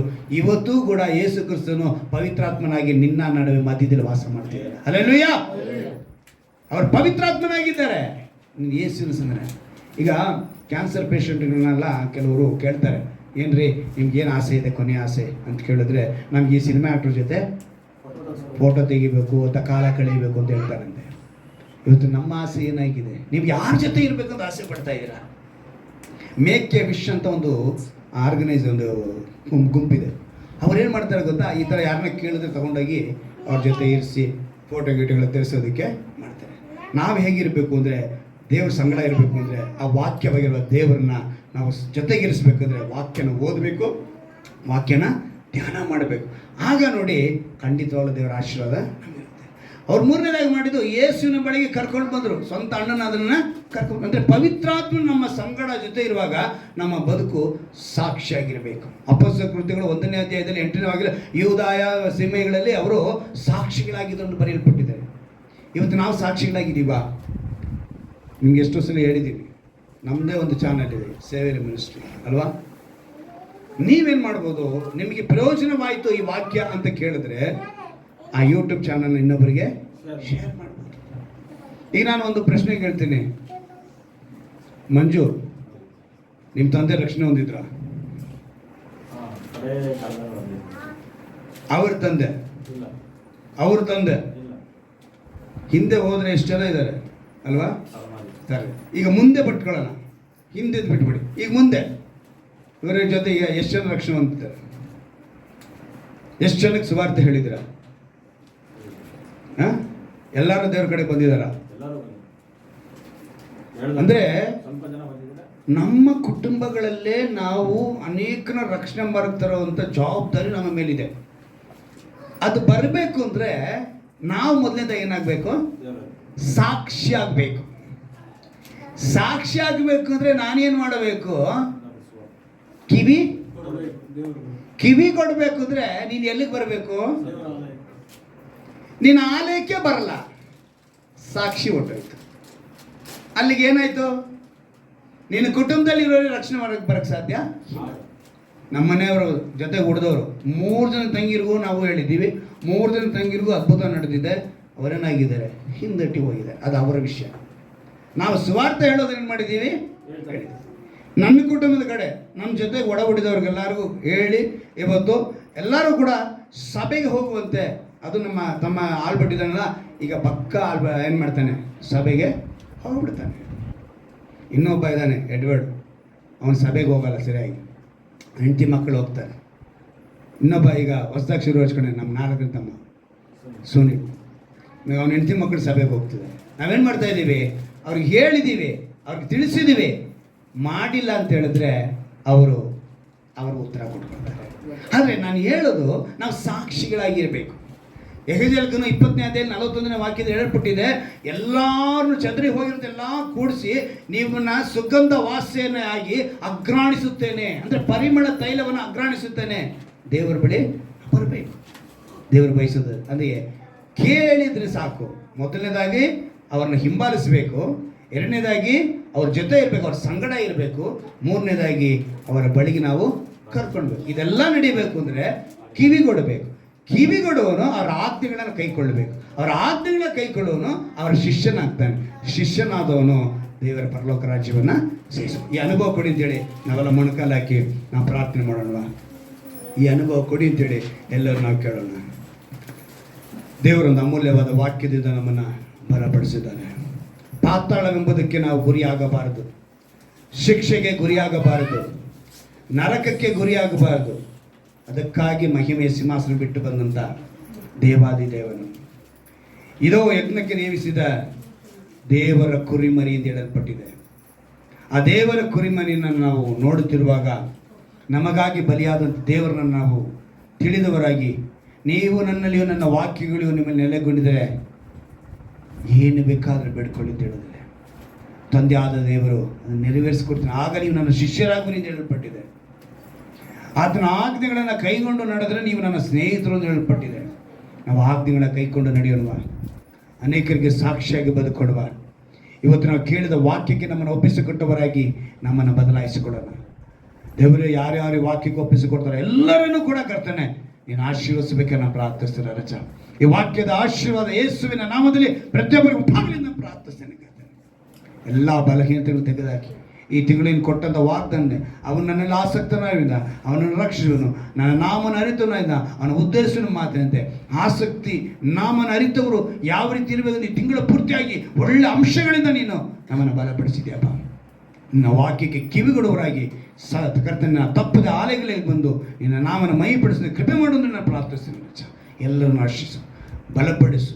ನಾವು ಮತ್ತೆ ಒಂದು ವಿಶೇಷವಾದ ರೀತಿಯಲ್ಲಿ ಬರುವ ವಾರ ಕರ್ತನೆ ನಿನ್ನ ಶರೀರವನ್ನು ಭುಜಿಸಿ ಪಾನ ಮಾಡುವ ಒಂದು ವಿಶೇಷವಾದ ಆರಾಧನೆಗೆ ವಾಗ್ದಾನದಿಂದ ಪ್ರವೇಶ ಮಾಡೋದಕ್ಕೆ ಕೃಪೆ ಮಾಡಿಕೊಡು. ಅಲ್ಲಿವರೆಗೆ ಎಲ್ಲರೊಂದಿಗೆ ದೇವರ ಕೃಪೆ ಸದಾಕಾಲ ಇರಬೇಕೆಂದು ನಮ್ಮ ರಕ್ಷಕನು ವಿಮೋಚಕನಾಗಿರುವ ಯೇಸು ಕ್ರಿಸ್ತನ ನಾಮದಲ್ಲಿ ಪ್ರಾರ್ಥಿಸಿ ಬೇಡುವುದನ್ನು ಚೌಳ ತಂದೆಯೇ, ಆಮೆನ್.